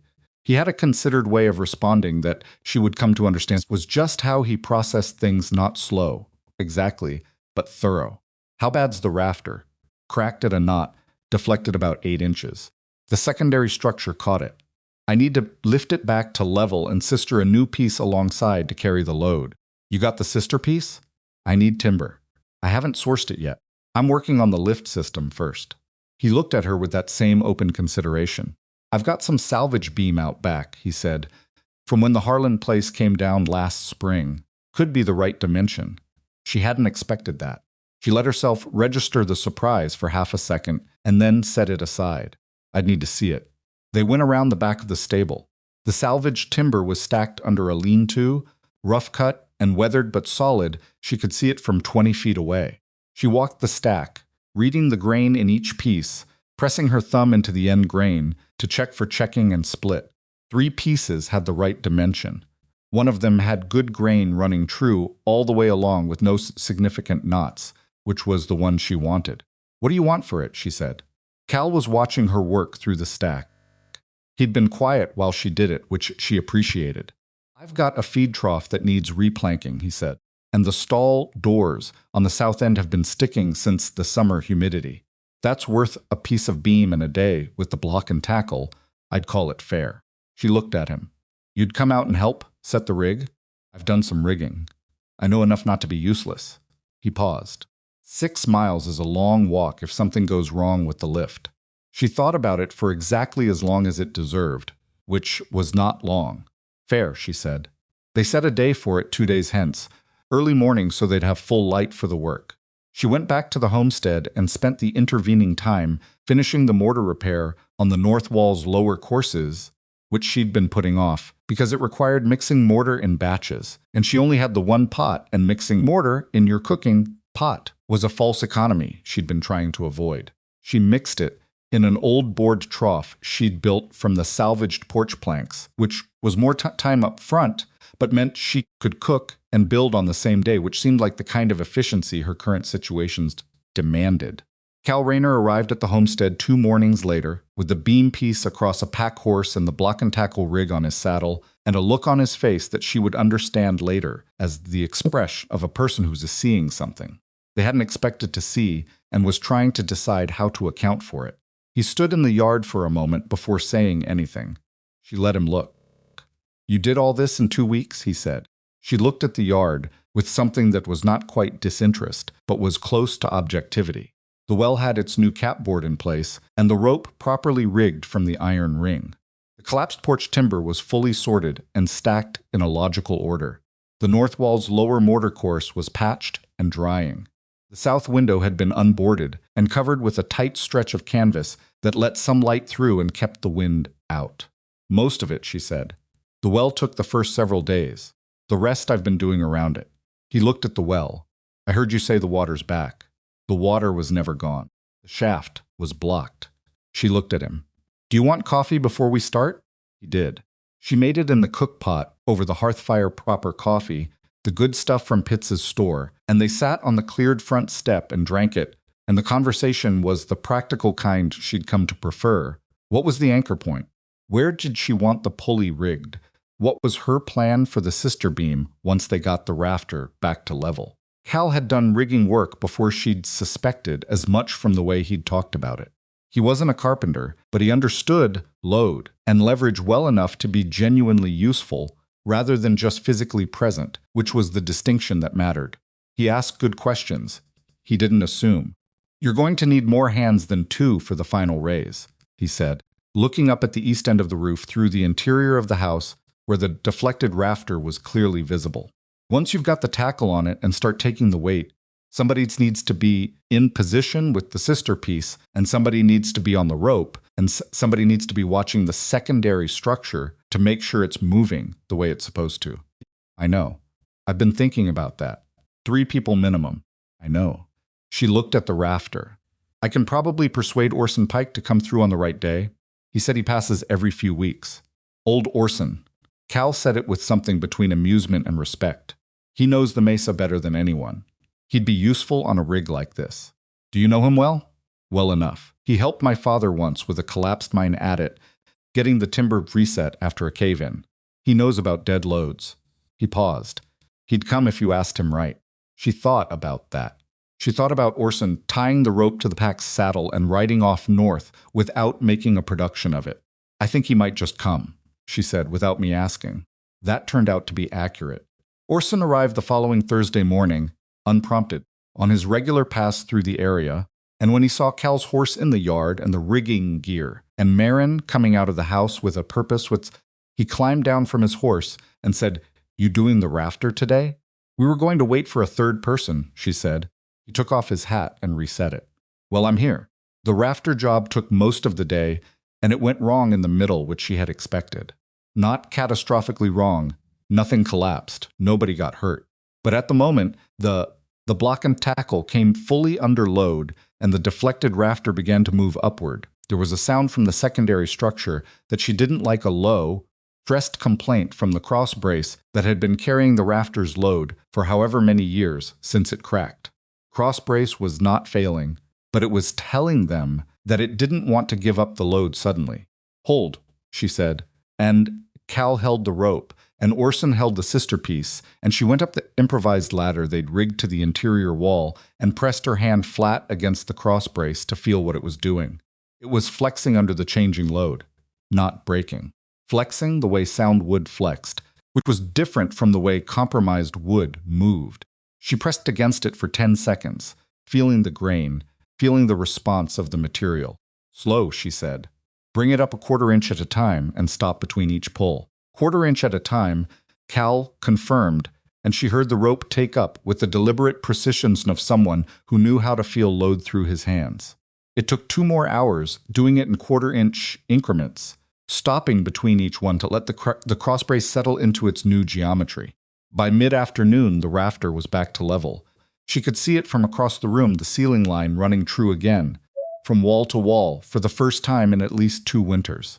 Cal held the tension on the rope while she and Orson positioned the sister piece, and then she went through it with the nails she'd bought at Pitts's store, working along the sister's length, setting each nail with 3 strikes rather than 5, because the wood was good and the joint was tight, and over-nailing was just vanity. When it was done, she came down the ladder and stood back and looked at it. Cal released the tension on the rope slowly, watching the rafter the whole time. It held. The sister piece took the load without shifting. The ceiling line stayed true. "That's right," Orson said, with the satisfaction of a person who has watched a thing done correctly. She looked at the rafter for a long time. She looked at the north wall with its remortared lower courses, and at the south window with its canvas covering, and at the hearth with Adeline's carved bird on the mantel and her father's dovetail saw leaning against the wall beside it. And she thought about the fact that 2 weeks ago she had stood in this doorway with nothing, and a canteen and a deed she'd spent every cent she owned on. Cal was coiling the rope. He'd been quiet for a while, the way he was quiet when he was thinking something through. "The canvas on that window's going to go in the first big wind," he said. "You need glass, I know. Glass is next on the list." She paused. "There's a lot on the list." There would be. He finished coiling the rope and looked at the room. "For what it's worth, the bones are good. The work you've done already is good. Whoever built this house knew what they were doing." "A woman named Adeline Crow," Maren said. "Her and her husband." He nodded slowly. I don't think I knew that. Most people don't. She looked at the carved bird on the mantel. Most people just knew the story about the curse. Orson was already gathering his things, ready to get back on the trail before the light went. He paused at the door and looked at the room with the particular expression of someone who has revised something and is willing to say so. Place is coming back, he said. Wouldn't have thought it 2 weeks ago. 2 weeks ago I didn't have a functional well, she said. He made the sound that wasn't quite a laugh. No, he said.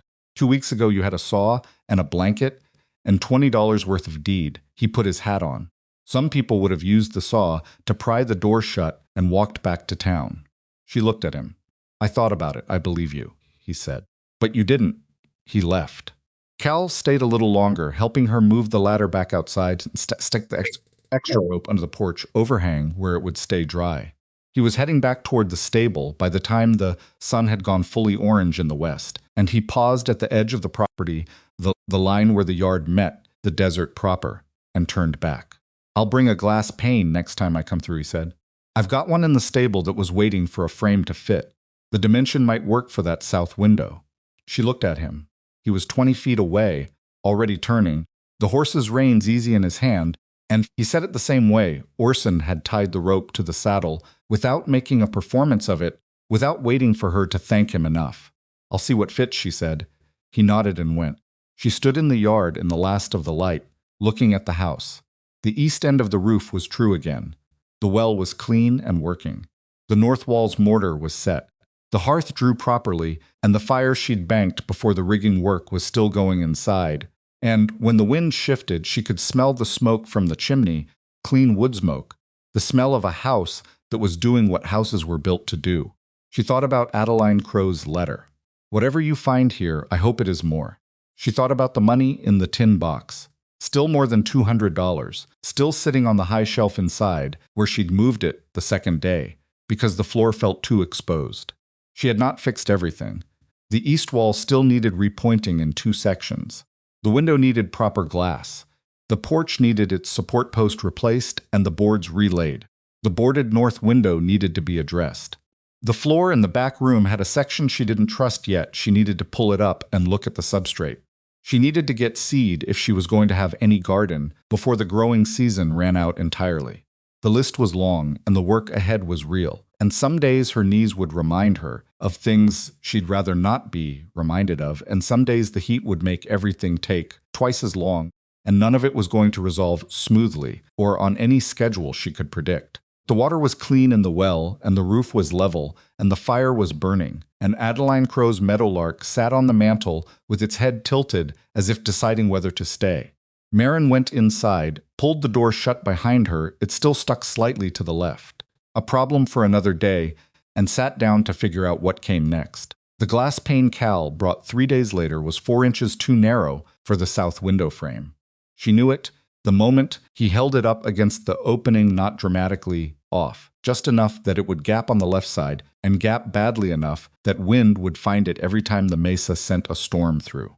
Could see him doing the mental arithmetic of whether it was close enough to make work, and she could see the moment he concluded it wasn't. "I can shim it," he said without much conviction. "A shim that wide would fail in the first hard freeze," she said. "The frame will move, and the shim won't move with it." He lowered the pane and looked at the frame again. "I can cut the frame down on the left side. Bring it in to match the glass." She'd already thought of that and already rejected it. "The frame's structural on that side. It's carrying load from the window header. I cut into it, and I'm taking material out of something that's already doing a job." Cal looked at the frame. He pressed his hand against the left side of it, feeling the way it was set into the wall. She watched him understand what she was telling him, not immediately, but within about 10 seconds, which was faster than she'd expected, and which revised her estimate of him upward. "So we need the right glass," he said. "We need the right glass." He was quiet for a moment. "Then there's a freighter comes through Cinder Flats every second Tuesday. He carries glass, sometimes brings it from the supply house in Delhi. I can ask Pitts to order a pane to dimension." "How long?" 2-3 weeks, depending on when Pitts gets the order in. 3 weeks with canvas on the window. The canvas was already showing strain at the upper left corner where the wind caught it the worst. She'd reinforced it twice with extra tacking, but canvas was a temporary answer, and she'd known it was a temporary answer when she put it up. "Tell Pitts the dimension," she said. "I'll cover the order cost when he's got a figure." Cal wrote the measurement down on a scrap of paper with the stub of a pencil he kept in his vest pocket.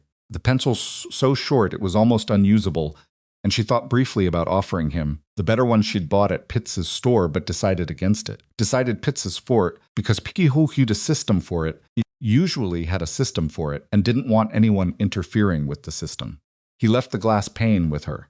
"It might work somewhere else," he said. "Back wall, maybe, if you ever open that window up. Keep it." After he rode away, she leaned the pane against the interior wall and stood back and looked at it, which was a habit she'd developed looking at materials for a while before she decided what to do with them, letting her father's voice run through the options in the back of her mind. He'd always said that a good craftsman never started cutting until they'd already seen the finished piece clearly enough to describe it out loud. She couldn't open the back wall window yet, but someday she would, and when she did, the pane would be there. She went back to the east wall section that needed repointing. The mortar work was slow and grinding in the way that detail work always was, not physically brutal like the well had been, but persistent in its demand for attention.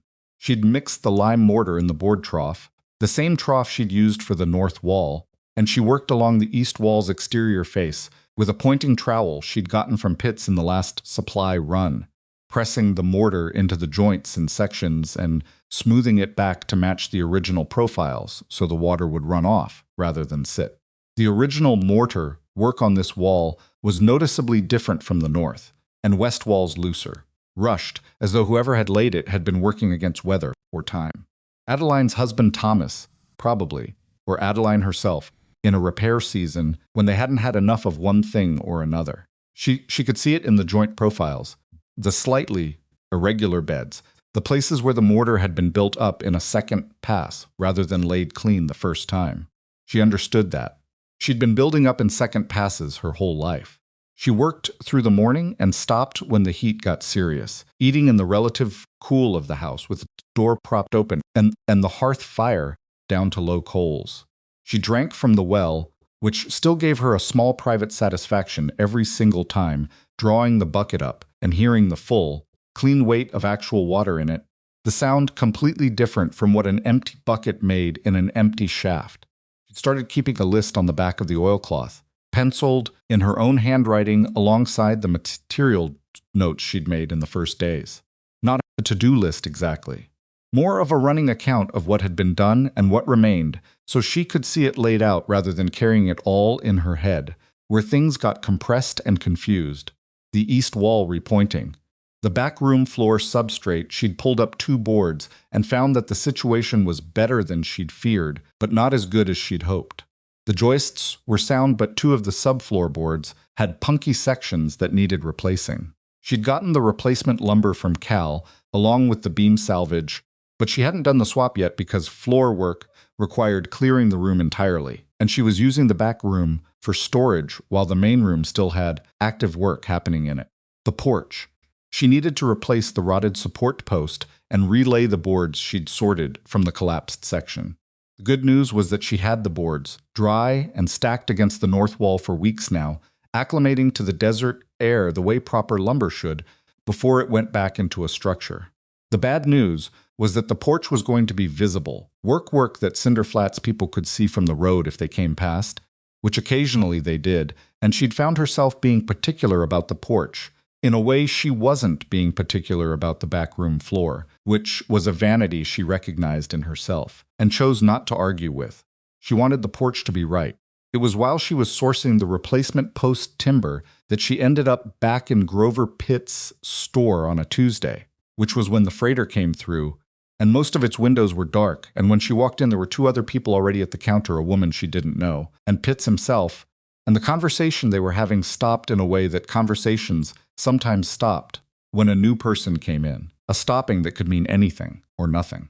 She went to look at the timber Pitts kept in the side yard, which she'd seen on previous visits but hadn't needed yet, and she was going through the posts, not many, but enough to find what she needed if the dimensions were right. When she heard footsteps behind her and turned and found the woman from the counter standing there.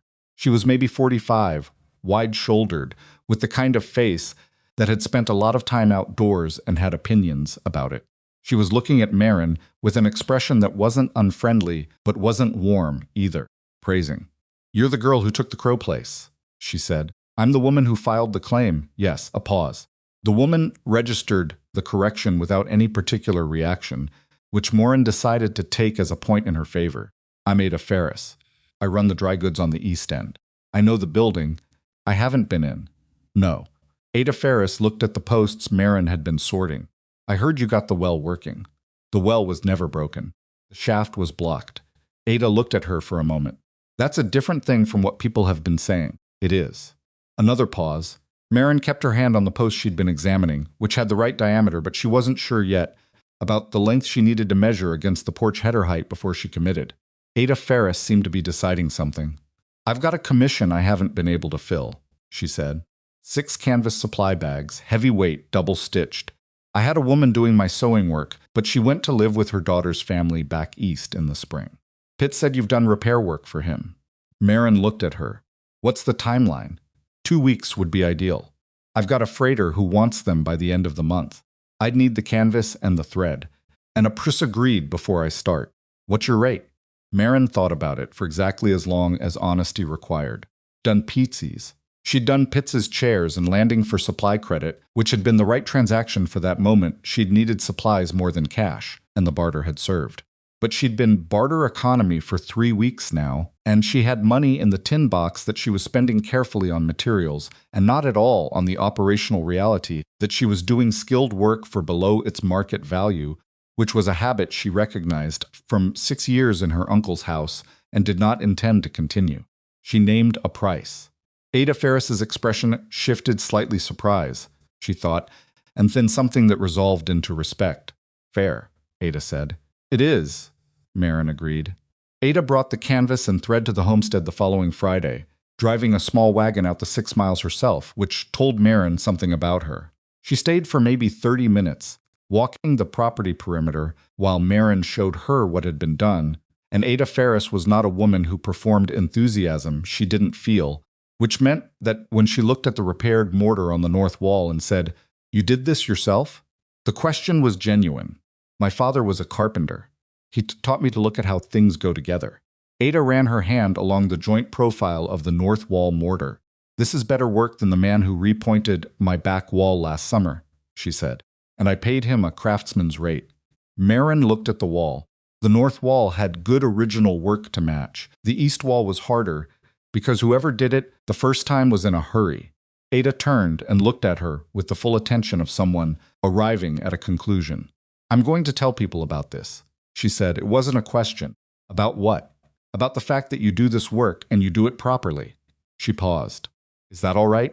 Maren thought about the saloon owner keeping his eyes on the wall. She thought about Mrs. Fenn's that particular description. She thought about Clement Holloway sliding $20 across the table without looking at her. "Yes," she said. "That's all right." The canvas bags took her 4 days, working in the evenings after the day's construction work was done, using the hearth light supplemented by the small lantern. She was a precise seamstress, not because sewing had ever been her passion, but because her mother had insisted on precision the way her father had insisted on reading the grain before you cut. And some lessons went in deep enough that they became part of how you saw the task rather than a rule you were following. Double-stitched meant double-stitched. The reinforcing at the stress points meant reinforcing cut to the right width and placed at the right position, not close to right, actually right. She delivered them to Ada on a Friday morning, folded cleanly and wrapped in a piece of clean cloth, and Ada examined each one with the methodical attention of a person who'd been disappointed before and had built examination into her process. She took her time. Maren stood and waited. "These are good," Ada said finally. "Better than good." She paused. "I've already had someone ask about you. Dorothy Crane, she's got curtain work and some garment repair, more than she can get to before winter. Tell her to come out," Maren said, "or leave word with you, and I'll come in when I'm in town." Ada paid her. "The correct amount?" on the agreed rate without discussion. Maren folded the money and put it in her coat pocket and walked back to the homestead and set it in the tin box next to Adeline Crow's savings, which by this point had been reduced by materials but were still significant, and now they were being added to rather than just drawn from. It was a change in the direction of things that she allowed herself to feel good about for approximately 2 minutes before she went back outside to deal with the porch post. The porch post problem turned out to be more involved than the post itself. Most of its windows were dark. Pulled the rotted base of the original post and found that the rot hadn't stayed contained to the post. It had traveled down into the beam below. The sill plate that ran along the porch's front edge, and about 18 inches of the sill plate had gone soft. Not catastrophically soft. The structure above was being carried by the posts on either side and wasn't in immediate danger, but soft enough that putting a new post on it was just moving the problem rather than solving it, and then she'd solving it. Then moving problems was how structures failed in ways that surprised people who hadn't been paying attention. She sat on her heels and looked at the damaged section and ran through the options. Sistering a new piece alongside the damaged sill plate section was possible, but the joint would be in a position that got wet every time it rained, which would just restart the rot cycle. The right solution was to replace the section, entirely jack the header above it, pull the damaged length, splice in sound wood, lower the header back down. She needed a jack. She didn't have a jack. She went to Cal. He was in the store mending something when she arrived. He always seemed to be mending something, which she respected, because it meant nothing. In his care, stayed broken long. She explained the sill plate situation and what she needed, and he listened with his usual unhurried attention, and then went to the back of the stable and came back with a screw jack that had a broken handle weld. "Handle's been off for 6 months," he said. "I keep meaning to get it re-welded.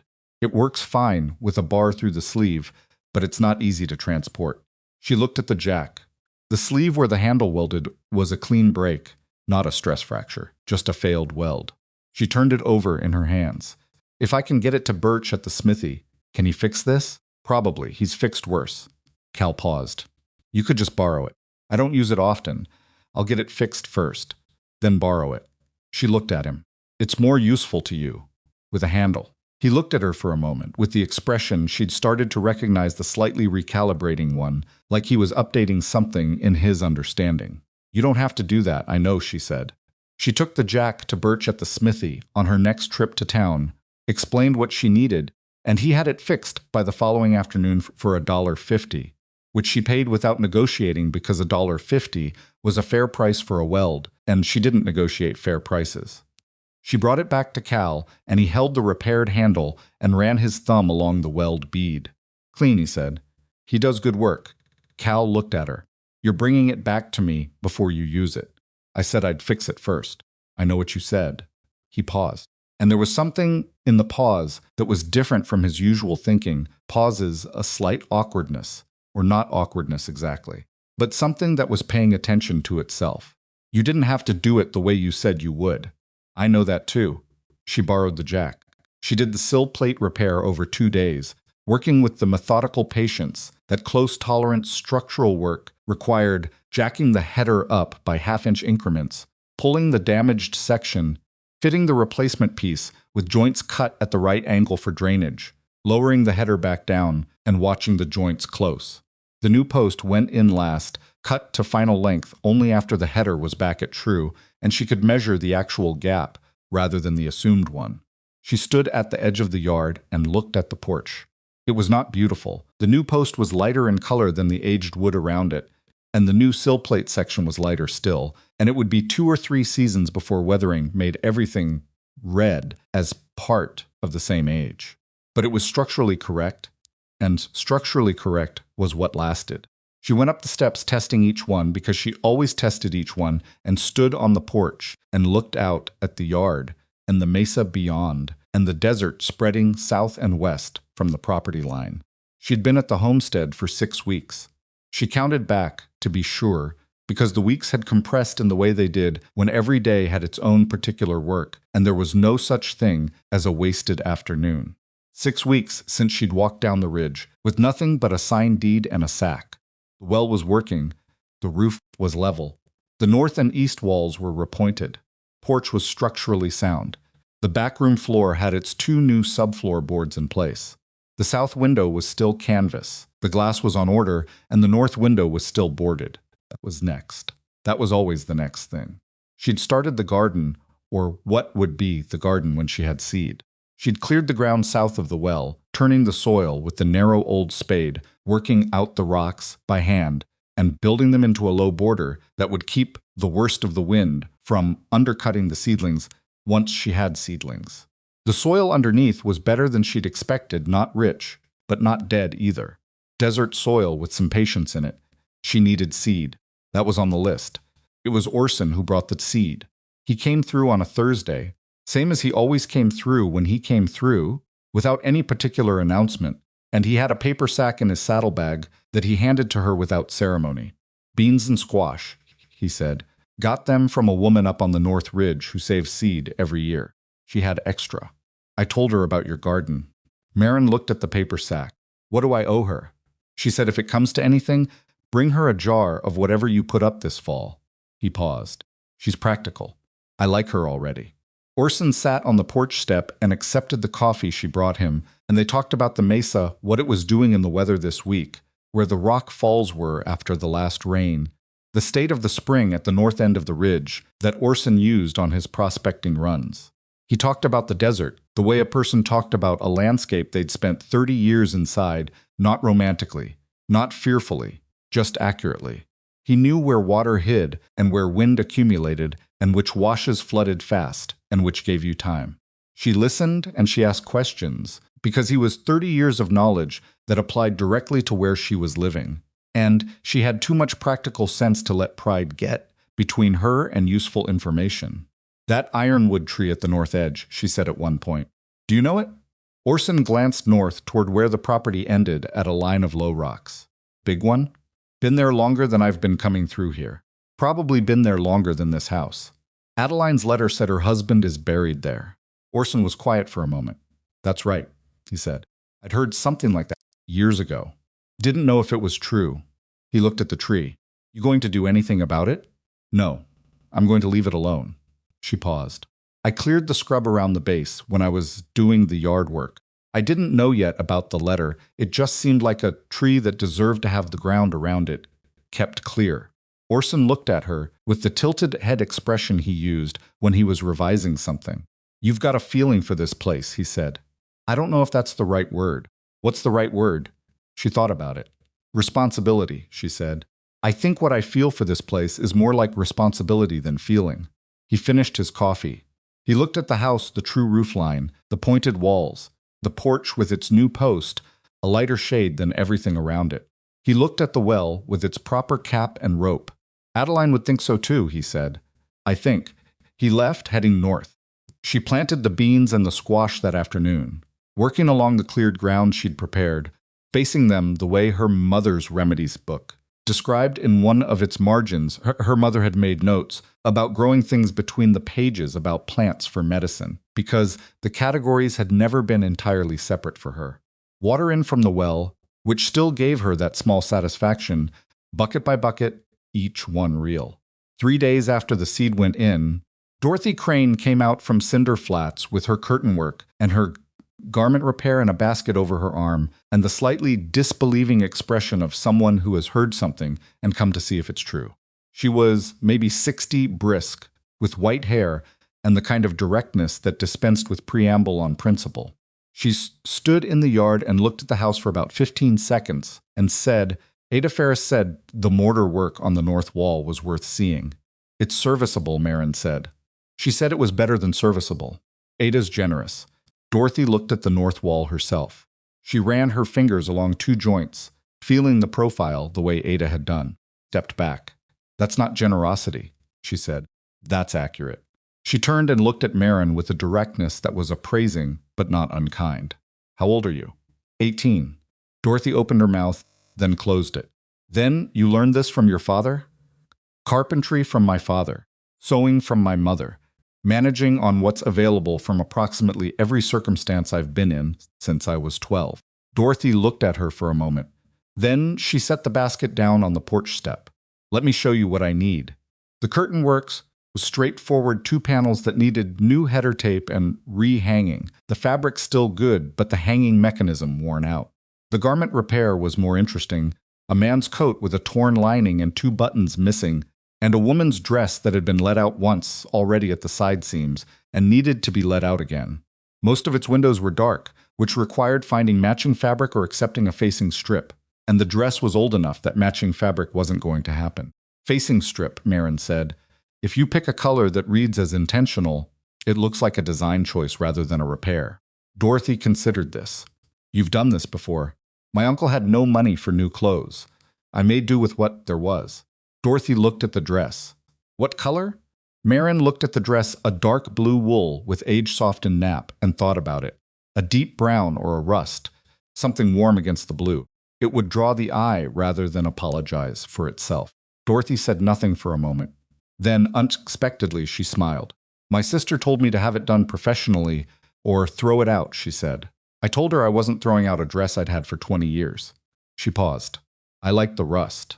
Maren took the work, and they settled on a price, and Dorothy left in her small wagon, and she stood at the edge of the yard watching the wagon go with the particular sensation of something accumulating. Not money exactly, though that was part of it. Something more like presence.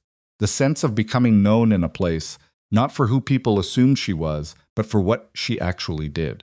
It was careful and slow, and it was not the same as being wanted, or being valued in the way that felt warm and immediate.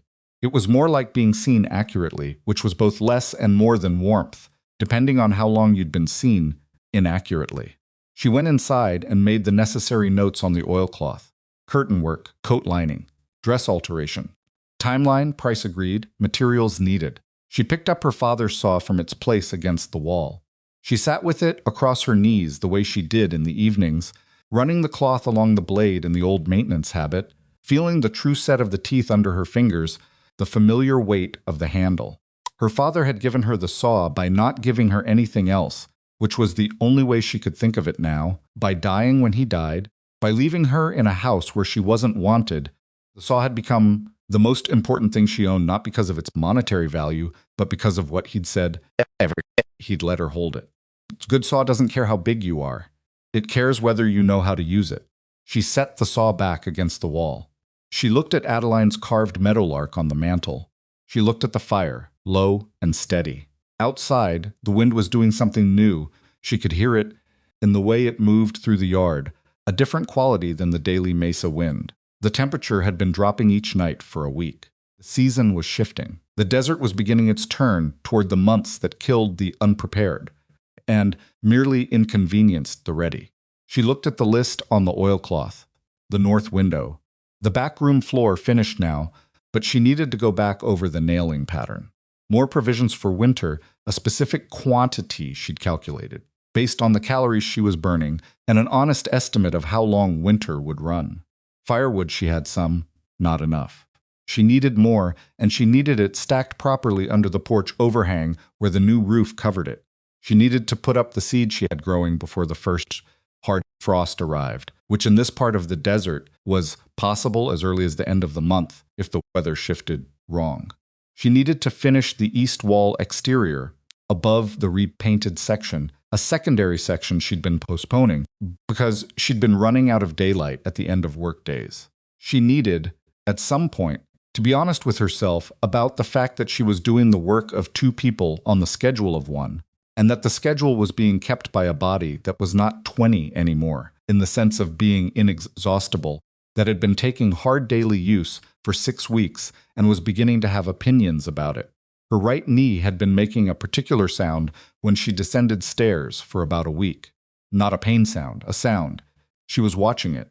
She added it to the list not as a task, but as a note. Right knee watch it. Then she folded the oilcloth, put it in its place on the high shelf beside the tin box, and went to look at the north window, because the north window was next, and the season was turning, and what happened next was, as always, more important than what had already been resolved. She pulled the board from the north window's cover and held it aside, and the cold air came in through the opening, sharper than yesterday's air, carrying something from far out on the desert that smelled like rain and distance, and the beginning of a longer season than anything she'd yet navigated alone. She looked out through the gap in the boards at the mesa and the desert and the ironwood tree at the north edge of the property. Enormous and old and entirely certain of its own place in the landscape. She held the board in both hands and looked out for a long moment. Then she started pulling the rest of the boards, one at a time, because the window needed to see out and the house needed to breathe, and winter was coming. And there was still always work to be done. The north window glass arrived on a Tuesday, 3 weeks after Cal had put in the order with Pitts.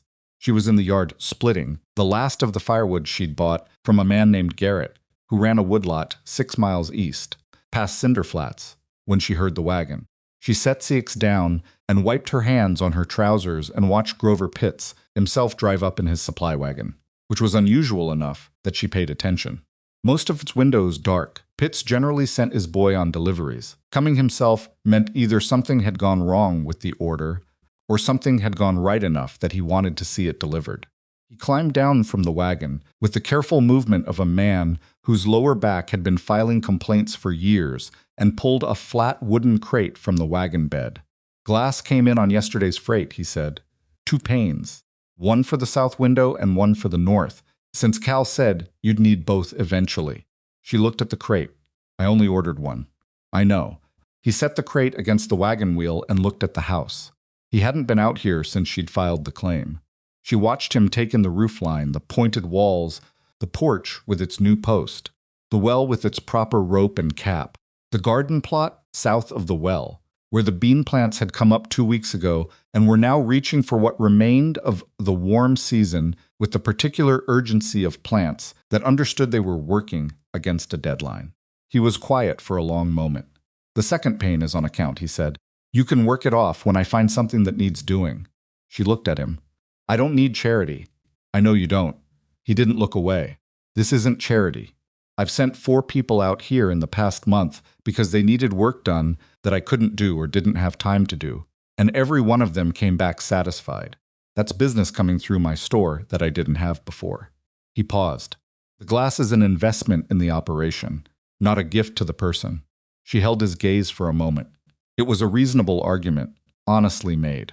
She'd learned to tell the difference between being managed and being dealt with straight, and this was the latter. Fair, she said. He helped her carry the crate inside, which she hadn't asked him to do but didn't refuse because the crate was heavy and 2 people moved it better than one. He looked around the interior while she was unwrapping the first pane from its packing the main room with its level ceiling. The replastered sections of wall she'd done last week with a mix of lime and sand that had dried smooth, the hearth with Adeline's carved bird on the mantel, and her father's dovetail saw leaning against the stone. You replastered the walls yourself, he said. It wasn't quite a question. The mortar repair opened up some loose sections. It made more sense to address them while I had the mix made up. He looked at the plaster work. She could see him checking it. A person checked something when they expected to find fault and were adjusting to not finding it. My wife's been wanting the interior of the store replastered for 2 years, he said. The man who did it last cracked in 4 places before winter was out. She set the pane against the interior wall and looked at him. What's the wall construction? Adobe brick, same as most of the buildings in town. Adobe moves in winter. Whoever plastered it used a mix that was too rigid. You need something with more give higher lime content, less sand. She paused. Could look at it. Pitts looked at her. Something in his face did the thing she'd seen it do before the slow revision. I'll talk to my wife, he said.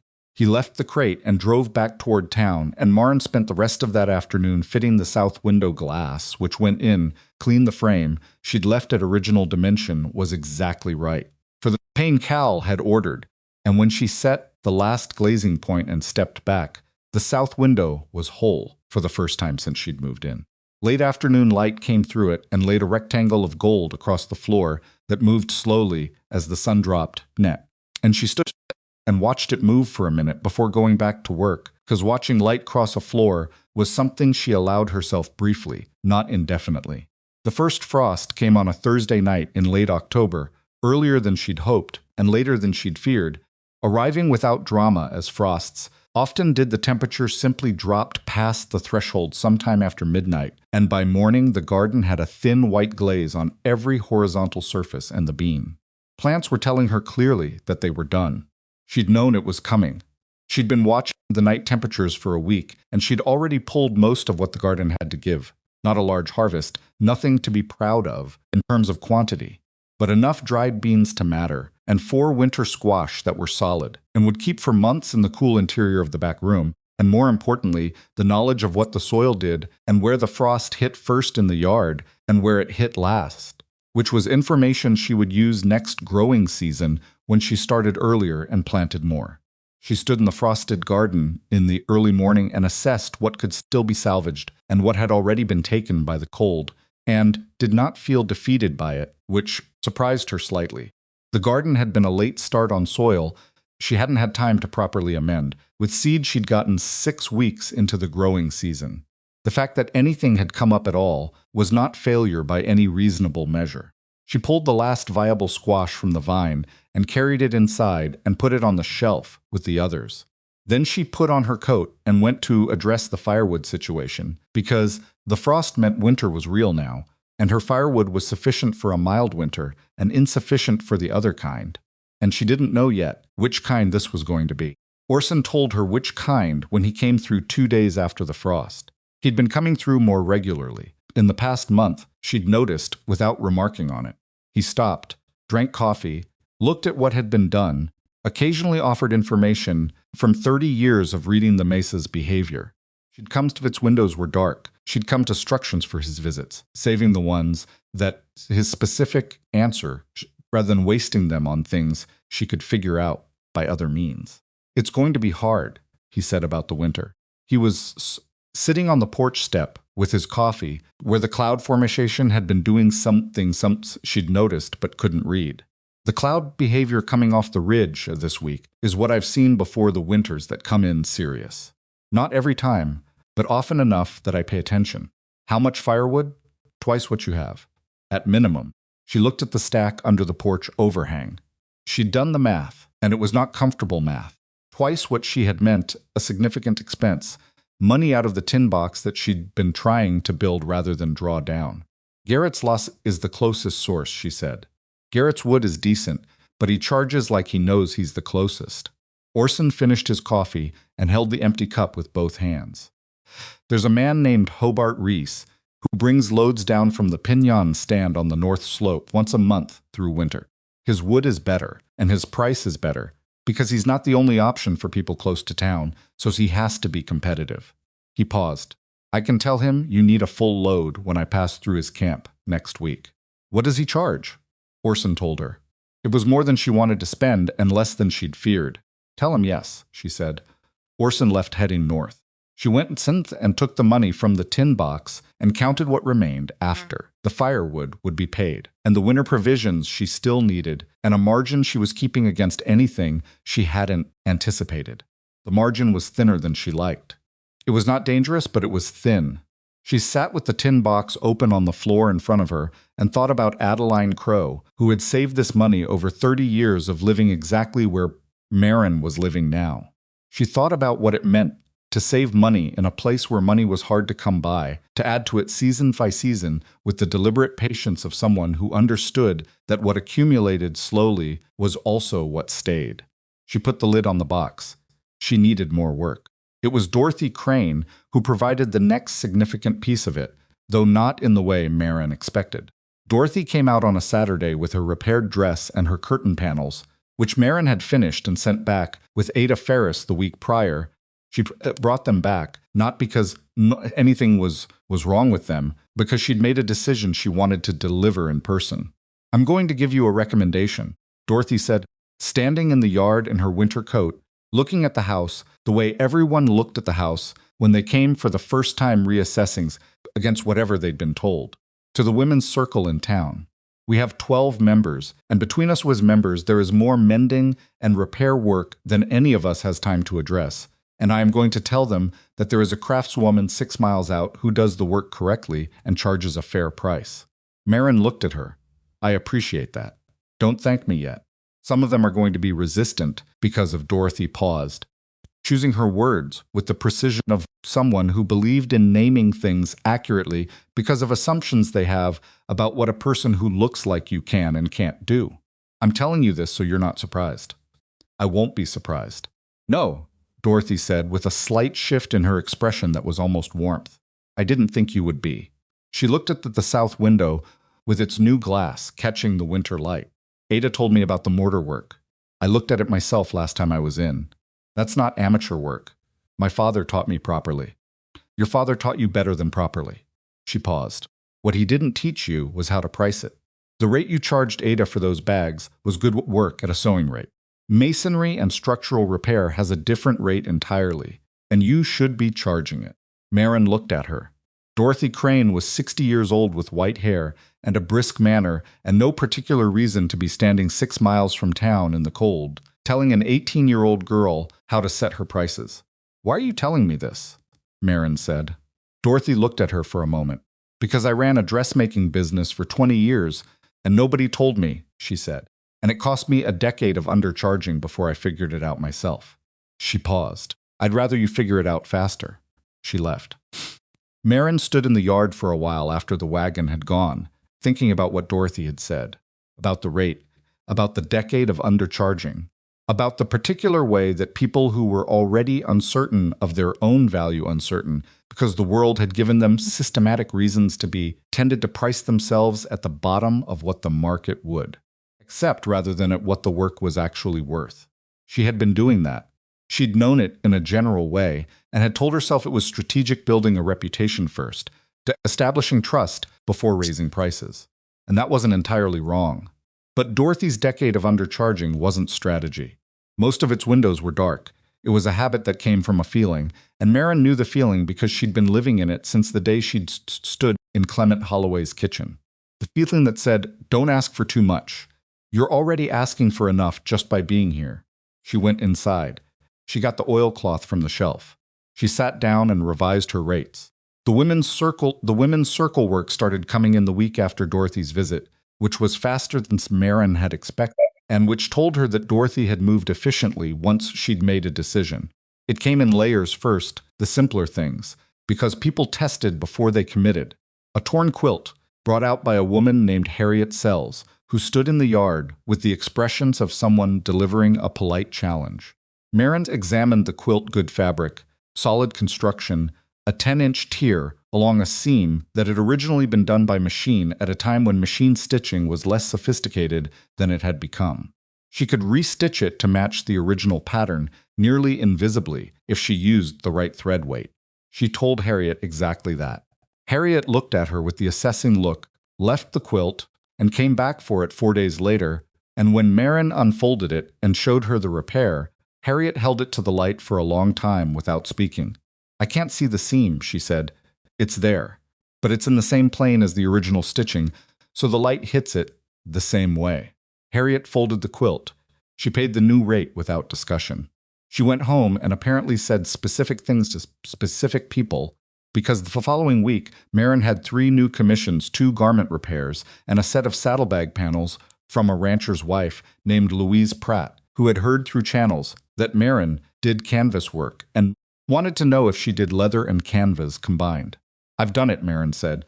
Let me see what you've got. It was harder than the canvas bags had been. The leather punching required a proper awl and the right thickness of waxed thread and a feel for how tight to pull the stitch without distorting the leather grain, but it was not beyond what she could do, and she charged accordingly, at the rate Dorothy had told her to charge, and Louise Pratt picked up the finished panels without haggling and turned them over in her hands with the quiet satisfaction of a person who has gotten exactly what they paid for. Word moved the way it moved in small places, not fast, not loud, but thoroughly. She didn't hear it moving. She just saw its effects. More people coming out the 6 miles, more work arriving at her door, more faces doing the revision she'd come to recognize, the adjustment of expectations against evidence. The thing that changed something in Cinder Flats' understanding of what Maren Holloway was, though, was the Pitt's store replastering. She'd gone in to do the assessment she'd offered, and it was bad worse than Pitts had described. Previous plasterer had used a hard mix as adobe brick, which expanded and contracted at different rates in the temperature swings between desert summer and winter, and the wall had told this story in 4 significant cracks, 2 minor ones, and a section near the south window where the plaster had delaminated entirely from the substrate and was essentially hanging in place by habit rather than adhesion. She spent an hour examining it, pressing her palm flat against sections of the wall, listening for the hollow sound that indicated delamination, making notes on a piece of paper she'd brought for the purpose. Pitts's wife, Eleanor, watched her do this. Eleanor was a quiet woman who said approximately half as many words as her husband and chose them with twice the care. She'd been skeptical about Maren. Maren had felt it on previous visits, a watchfulness that wasn't hostile but wasn't open, a reserving of judgment. "You're finding where it's failed," Eleanor said, while Maren was pressing a section near the ceiling. "Finding where it's failed and where it's going to fail. There's a difference between a crack that's stable and one that's propagating. What does propagating mean in this case? Moving, getting larger. A stable crack is cosmetic. A propagating crack means the underlying problem is still active." She pressed another section. Hollow. She marked it with a small chalk line. "You've got about a third of the wall that's still bonded. The rest needs to come down to the substrate before anything new goes on." Eleanor was quiet for a moment. The man who did it originally said it would last 15 years. He was wrong about the mix. Maren stepped back and looked at her chalk marks on the wall. "It's not malice, just the materials don't work together the way he thought they would. Adobe needs a mix that moves with it. Can you fix it?" Maren looked at the wall. It was a significant job, 3 days at minimum, probably 4, and the materials cost was non-trivial. She was thinking through the sequence: strip the failed sections, key the substrate, apply a scratch coat, let it cure, finish coat with the right lime-rich mix, keep it damp while it cured so it didn't set too fast and crack again. "Yes," she said, "but it needs to be done right, or it'll crack again in 2 winters. Then do it right," Eleanor said. It was the most direct thing Maren had heard her say. She did it right. It took 4.5 days, not 4, because the substrate in one section had absorbed moisture at some point and needed more prep work than she'd anticipated, which she explained to Pitts without apology because it was a factual development rather than a failure of planning. He accepted this with equanimity, and she revised the timeline accordingly and finished on the morning of the 5th day. Finish was good. She knew it was good the way she always knew, not from pride, which was a different thing, but from the specific internal assessment that came from understanding exactly what she'd done and why each step had been correct. The wall would move with the building now. The mix had the right give. The finish coat had cured slowly enough that it had gone to full strength without shrinkage cracks. Eleanor Pitts ran her hand along it and said nothing for a long moment. "It feels different," she said finally. "It should. The old one was too hard. This one will last." Eleanor looked at the wall. Then she looked at Maren, fully and directly, the reserving of judgment gone. "Tell people," she said. The right people. It was not a small thing, Eleanor Pitts telling the right people. Maren understood that without anyone explaining it to her. Parrots. In a town like Cinder Flats, where nothing moved without social permission and social permission was granted by people who had spent years earning the authority to grant it, Eleanor Pitts telling the right people was the difference between being an occasional curiosity that people drove 6 miles to see and being the person that people came to when they had a real problem that needed fixing properly. She accepted it without performing gratitude. She thanked Eleanor, packed her tools, and went home. Cal came through twice in November, and both times there was something in his manner that was different from the early visits, in the way that gradual things were different, not transformed, just shifted by accumulation. First of its windows were dark, the first time he came on his own initiative, without a stated purpose, which he acknowledged when she asked what had brought him out. Nothing specific, he said, just passing. The homestead was not on any route Cal Rayner had regular reason to travel. She knew this because she'd looked at the geography. She said nothing about it. They worked together that afternoon on Sealgan, on something she had been putting off the back room, which had a section of lath that had come loose from the rafter above it and was sagging. It needed two people to hold the lath back in position while nailing it, and she'd been doing other things rather than admit she couldn't do it alone. Cal held the section while she nailed, and they worked in the close, focused silence of people doing a task that required attention. "You're going to need a place to store winter provisions that isn't the back room," he said, when they'd finished and were looking at the result. "I know. I've been thinking about a small lean-to against the north wall." North wall gets the worst wind. East then. He nodded. Could help with that, if you wanted. She looked at him. The light in the back room was gray, the north window now unboarded and glazed with the second pane she'd fitted last week, letting in the flat winter light that made everything look slightly more honest than it looked in summer. He was looking at the ceiling repair rather than at her, but she'd learned the difference between Cal Rayner not looking at her and Cal Rayner not looking at her while paying close attention. All right, she said, when you have time. The second visit, in November, he brought the materials for the lean-to, without being asked salvage lumber from another Cinder Flats demolition, enough to frame a small structure, which he'd clearly sorted and prepared before bringing it out. She looked at the load in his wagon bed and then looked at him. I thought we were sourcing material together, she said. I found this on Tuesday. The Garner building on the east end came down in the wind. Birch was going to burn it. He didn't apologize for acting unilaterally. He just explained the facts. It was there or it was gone. She looked at the lumber again. It was good salvage, better than what she'd have been able to afford new. I'll pay for the haul, she said. You'll pay for the materials when we settle up on the other jobs, he said. The haul's nothing. She wanted to argue, and she could see that arguing would be wrong not because she didn't have the right to insist on paying her share, but because insisting in this specific case was about the feeling rather than the principle, and she'd been trying to learn the difference between those two things. Fair, she said. They built the lean-to over 2 days. It was not beautiful work, she was realistic about that, because lean-tos built from salvaged lumber in 2 days were not beautiful. They were functional, and functional was what the situation required. It was solid square, and covered with a pitched roof that would shed snow rather than collect it. And when it was done, she filled half of it immediately with firewood from the stack under the porch overhang, because the porch stack was too exposed, and she'd known that since October. On the second evening, after the lean-to was finished, they sat on the rebuilt porch with coffee in the last hour of light. The cold was real now, proper winter cold, the kind that didn't negotiate.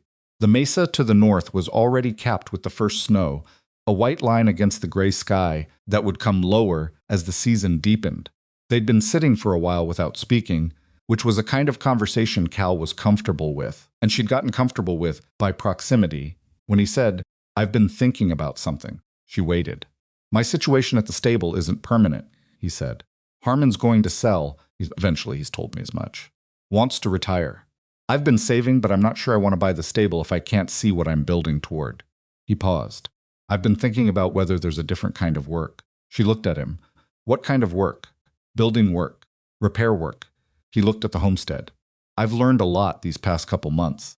Working on a project that has direction. That's becoming something you can see. She thought about what he was saying underneath. What he was saying, which was not a complicated thing but required being received correctly. He was not asking to take over. He was not positioning himself as someone she needed. He was describing an aspiration and placing it, honestly and without drama, in the vicinity of what she was doing and letting her decide what to do with the proximity. You'd need to learn the masonry side, she said. The carpentry you have, the rigging you have, the mortar work and the plaster work you don't. I know, it's not fast to learn properly. I know that, too. She looked at the mesa. The last light was going pink on the snowcap. There's going to be more work than I can do alone, she said. This winter people are going to ask about more things than I have hours for. She paused. If you wanted to learn as we go, that's one way to do it. He was quiet for a moment. That's fair, he said. She drank her coffee. He drank his. The cold came down off the mesa in the way it did at this hour, slow and complete, and the house behind them was warm. She could feel the heat from the hearth. Through the door, she'd left slightly open, and the lean-to stood solid against the east wall, with the firewood stacked inside it. And the garden bed was put to rest for the season under a layer of the ash she'd been saving from the earth, which her mother's remedy book said was a reasonable winter mulch in alkaline desert soil. There's one more thing, Cal said. She waited. He looked at his coffee cup, then at the mesa. I want to say something he paused that I've thought about for a while, and I don't want to say it in the wrong way. She looked at him. I came out here the first time because you needed a block and tackle, and I had one, he said. I came back because I kept finding reasons. The glass. The timber, the lean-to. He looked at her finally. I'm aware that I've been finding reasons. The porch was quiet. The wind moved through the yard below. I know, she said. He looked at her. You know, I've known for a while. He was quiet again for a moment that had a different quality than his usual thinking pauses. And she thought about it, not performing thought, actually thinking, because it deserved actual thought.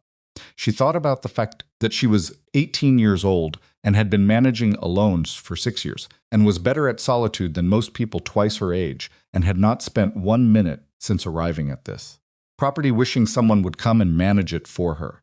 She thought about the fact that what she'd found in Cal Rayner over the months of working beside him was not someone was not someone who wanted to manage her, but someone who wanted to be part of what she was building in the same way she wanted to be part of it, with attention, with patience, with a preference for doing things correctly over doing them quickly. And I'm not opposed, she said. But I need you to understand what you're agreeing to. What am I agreeing to this place? It's not done. It'll probably never be exactly done, because that's what a working property is. There'll always be the next thing on the list. She paused. And I'll always be the one who decides what the list says. He looked at her for a moment. Then something in his expression settled not into submission, but into something that was its own kind of steadiness. I think that's fair, he said. She looked at the mesa. Think so, too. Winter arrived properly in December, and it was, as Orson had predicted, the hard kind. The snow came off the mesa in 3 separate storms, each one heavier than the last, and the temperature on the coldest nights dropped to something that made the walls of the house contract audibly. Small pops and creaks as the structure adjusted to the cold, the way sound structures adjusted by moving rather than cracking.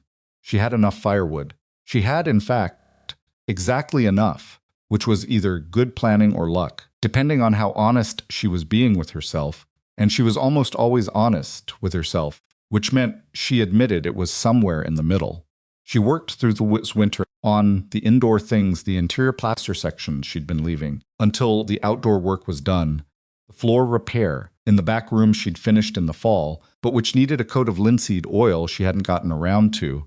The shelving she built into the north wall alcove for provisions, the sewing and repair work that kept coming from Cinder Flats in a steady trickle even when the road out was packed with snow. Dorothy Crane sent 2 women who needed winter coat alterations. Harriet Sells sent her daughter with a bag of mending. Ada Ferris sent word that she had another canvas commission, larger than the last 8 bags, a rush order for a freighter who'd damaged his originals in a river crossing.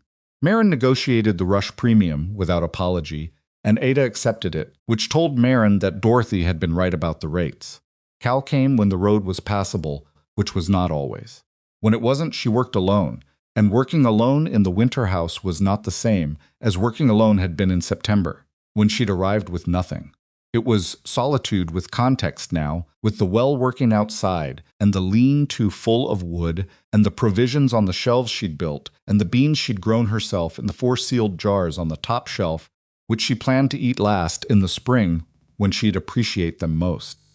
Orson came through in January during a break between storms, his horse picking its way carefully along the iced road.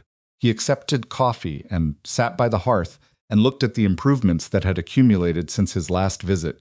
The shelving, the oiled floors, the new canvas curtains she'd made for the north window now that it had glass. You've got Hobart Reese's wood in the lean-to, he observed. Good wood, she said. Seasoned properly. I told him you were particular. He held his coffee cup. He respects particular. She looked at Orson in the firelight, this old man who'd handed her his rope without making a production of it, who'd taught her things she needed to know, who'd come through every few weeks for no stated reason other than that he was passing, which she understood now was also a choice about where to pass. She thought about what it meant to be the kind of person that people chose to come back to, not from obligation, not from pity, but from something genuine and unforced. She thought about the fact that she had not asked anyone to do that. She had just done the work correctly and let the rest follow from it. Orson, she said. He looked at her. When I arrived here, the rope. He waited. I've been trying to think of how to say something about that without making it larger than it needs to be. She looked at her coffee. It was the right thing at the right time. That's all I wanted to say. He was quiet for a moment. He looked at the fire. That's a good way to say it, he said. Spring arrived the way Spring arrived in the desert not with a softening, exactly, but with a shift in what the light was doing. The angle changed. The shadows shortened. The ground that had been frozen released itself in sections, starting at the south-facing edges and working inward. And when she turned the garden soil over in March, it smelled of something alive underneath the winter crust. She ordered more seed through pits.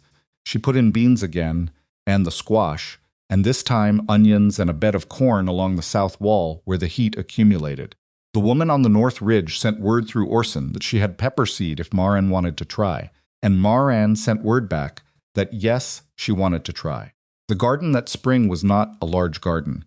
It was not a garden that anyone would stop and admire from the road. It was a working garden on desert soil that she was still learning to read, and some sections did better than others, and she noted which ones and why. Things grew. The beans came up first, reliable as a promise kept, and then the squash, and then the corn in its row against the south wall, and the pepper seedlings went in late and survived because she'd started them inside on the south windowsill, and they were already past the fragile stage by the time they hit the ground.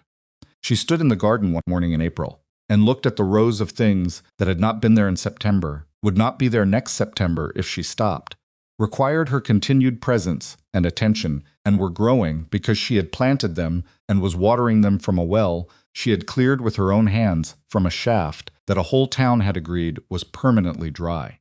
A meadowlark landed on the fence post at the garden's south edge. She went very still. It was exactly what Adeline had carved: the head tilt, the proportion of the wings, the way it sat with the particular authority of a bird that knew it belonged where it had landed. It sat on the post for about 20 seconds, looking at the garden, or looking at something beyond the garden, or just sitting, the way birds sat when they weren't performing anything. Then it flew. She watched it go until it was too small to track against the sky. In May, Maren walked into Cinder Flats on a Tuesday, and she walked differently than she'd walked in on the first Tuesday, though she could not have described the difference if someone asked her to.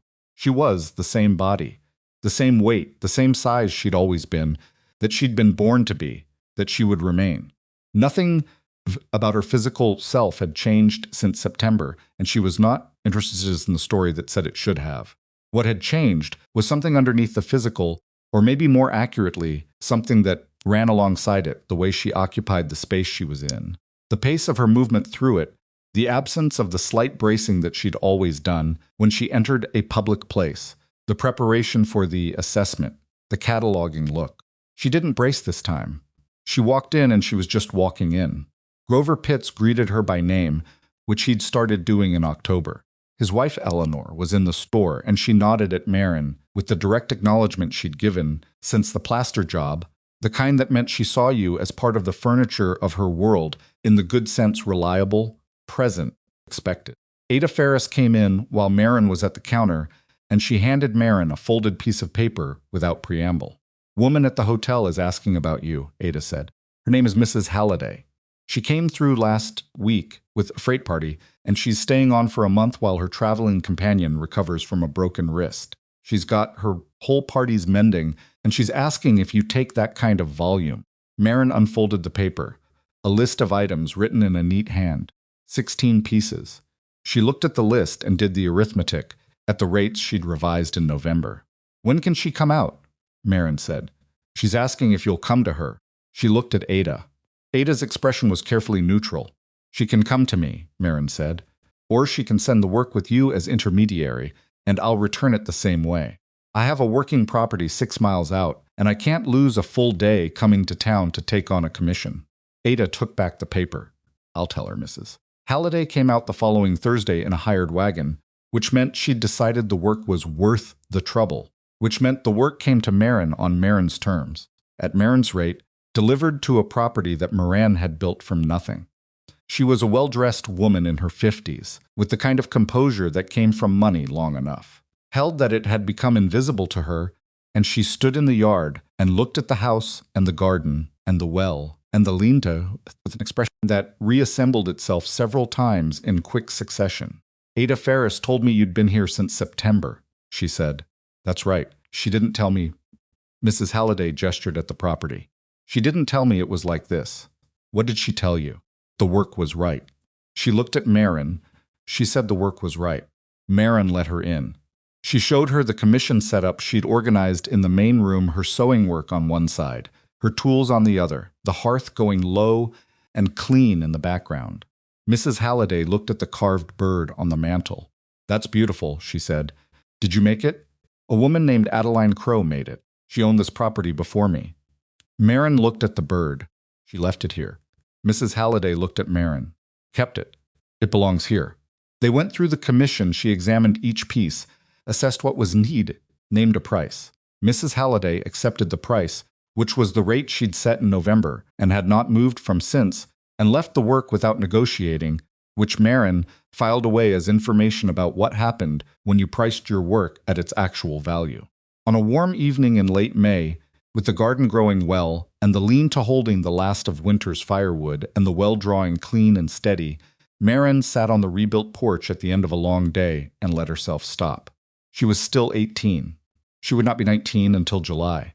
She had been at this property for 8 months, which felt simultaneously like much longer and like no time at all, the way time felt when you'd been fully present in it. Her father's dovetail saw was leaning against the wall beside her, cleaned and sharp as it always was. Carved meadowlark was on the mantel inside, visible through the open door, catching the last of the evening light in the way it caught light with the particular quality of something made by careful hands for no purpose except to be what it was. She thought of its windows were dark, thought about Clement Holloway, though she didn't often let herself think about him because it was not a productive direction. She thought about him sliding those $20 across the table, and she thought about what that $20 had become. A deed, a well, a rafter, a north wall, a south window, a lean-to, a garden, a port, a winter survived, a spring arrived. A reputation, built one correct job at a time, in a town that had told her to go away and had come to depend on her anyway. She thought about Adeline Crowe's letter. "Whatever you find here, I hope it is more." It was more. She could say that plainly now without sentimentality or false modesty. It was more than $20. It was more than the property. It was more than she'd known to want in September when she'd walked down from the ridge with a sack on her shoulder and a kind of terrified, careful hope she'd refused to let herself fully feel. She thought about what she would tell the version of herself who'd stood in that kitchen at dawn watching $20 slide across a table if she could go back and say something. She didn't think she'd say anything about the well or the rafter or the money in the tin box. She didn't think she'd say anything about Cal or Orson or Ada and Dorothy and Eleanor and the slow, honest accumulation of people who'd come to see her accurately. She thought she'd say the thing you're afraid of, the thing that lives underneath all of it, the fear that they're right about you, they're not right. They were never right. You were already what you needed to be. You just needed somewhere to prove it, and the proving was always going to be harder and slower and more unglamorous than anyone would tell you, and there was never going to be a moment when someone handed you a certificate. You were just going to wake up one day and find that you had built a life, and it would be yours, and nobody would be able to take it. The sun went down behind the mesa. The air cooled rapidly the way desert air did, without the gradual reluctance of milder climates. The garden smell came up in the cooling earth and green and the faint mineral smell of the well waters she'd used on the beds that morning. Cal would come out tomorrow. Orson's would come through sometime next week. The sewing commission from Mrs. Halliday was half done. The east wall had a section at the upper corner she'd been watching through the winter and needed to address before the summer heat cycles started moving moisture through the stone again. The list was never finished. That was what she'd learned. About the list, it was not a problem to be solved. It was just the nature of a living place. It kept generating the next thing, and the next thing, and the next, and the work was not a punishment or a burden. It was just what it meant to own something real. She picked up her father's dovetail saw and ran the cloth along the blade, the way she always did in the evenings, the old maintenance habit, feeling the true set of the teeth. A good saw doesn't care how big you are. She set it back against the wall. The homestead settled around her in the last of the light, the strong north wall, the level roof, the working well, the growing garden, the lean-to-solid against the east wall, the fire banked low in the hearth behind her, and it was not perfect, because nothing she had built was perfect, because she didn't believe in perfect as a category, only in sense and sound and true and standing. And it was standing. She sat on her rebuilt porch and watched the first stars come out over the mesa, one at a time, and the desert dark came down, the way it always came down out here completely, generously, without leaving anything only half done. She was still the same large, heavy, unglamorous young woman who had walked out of her uncle's house with a saw and a remedy book and $20 and no clear idea of what came next. She had never needed to be anyone else. She just needed to find out what that woman could do when the world finally got out of her way. Now she knew.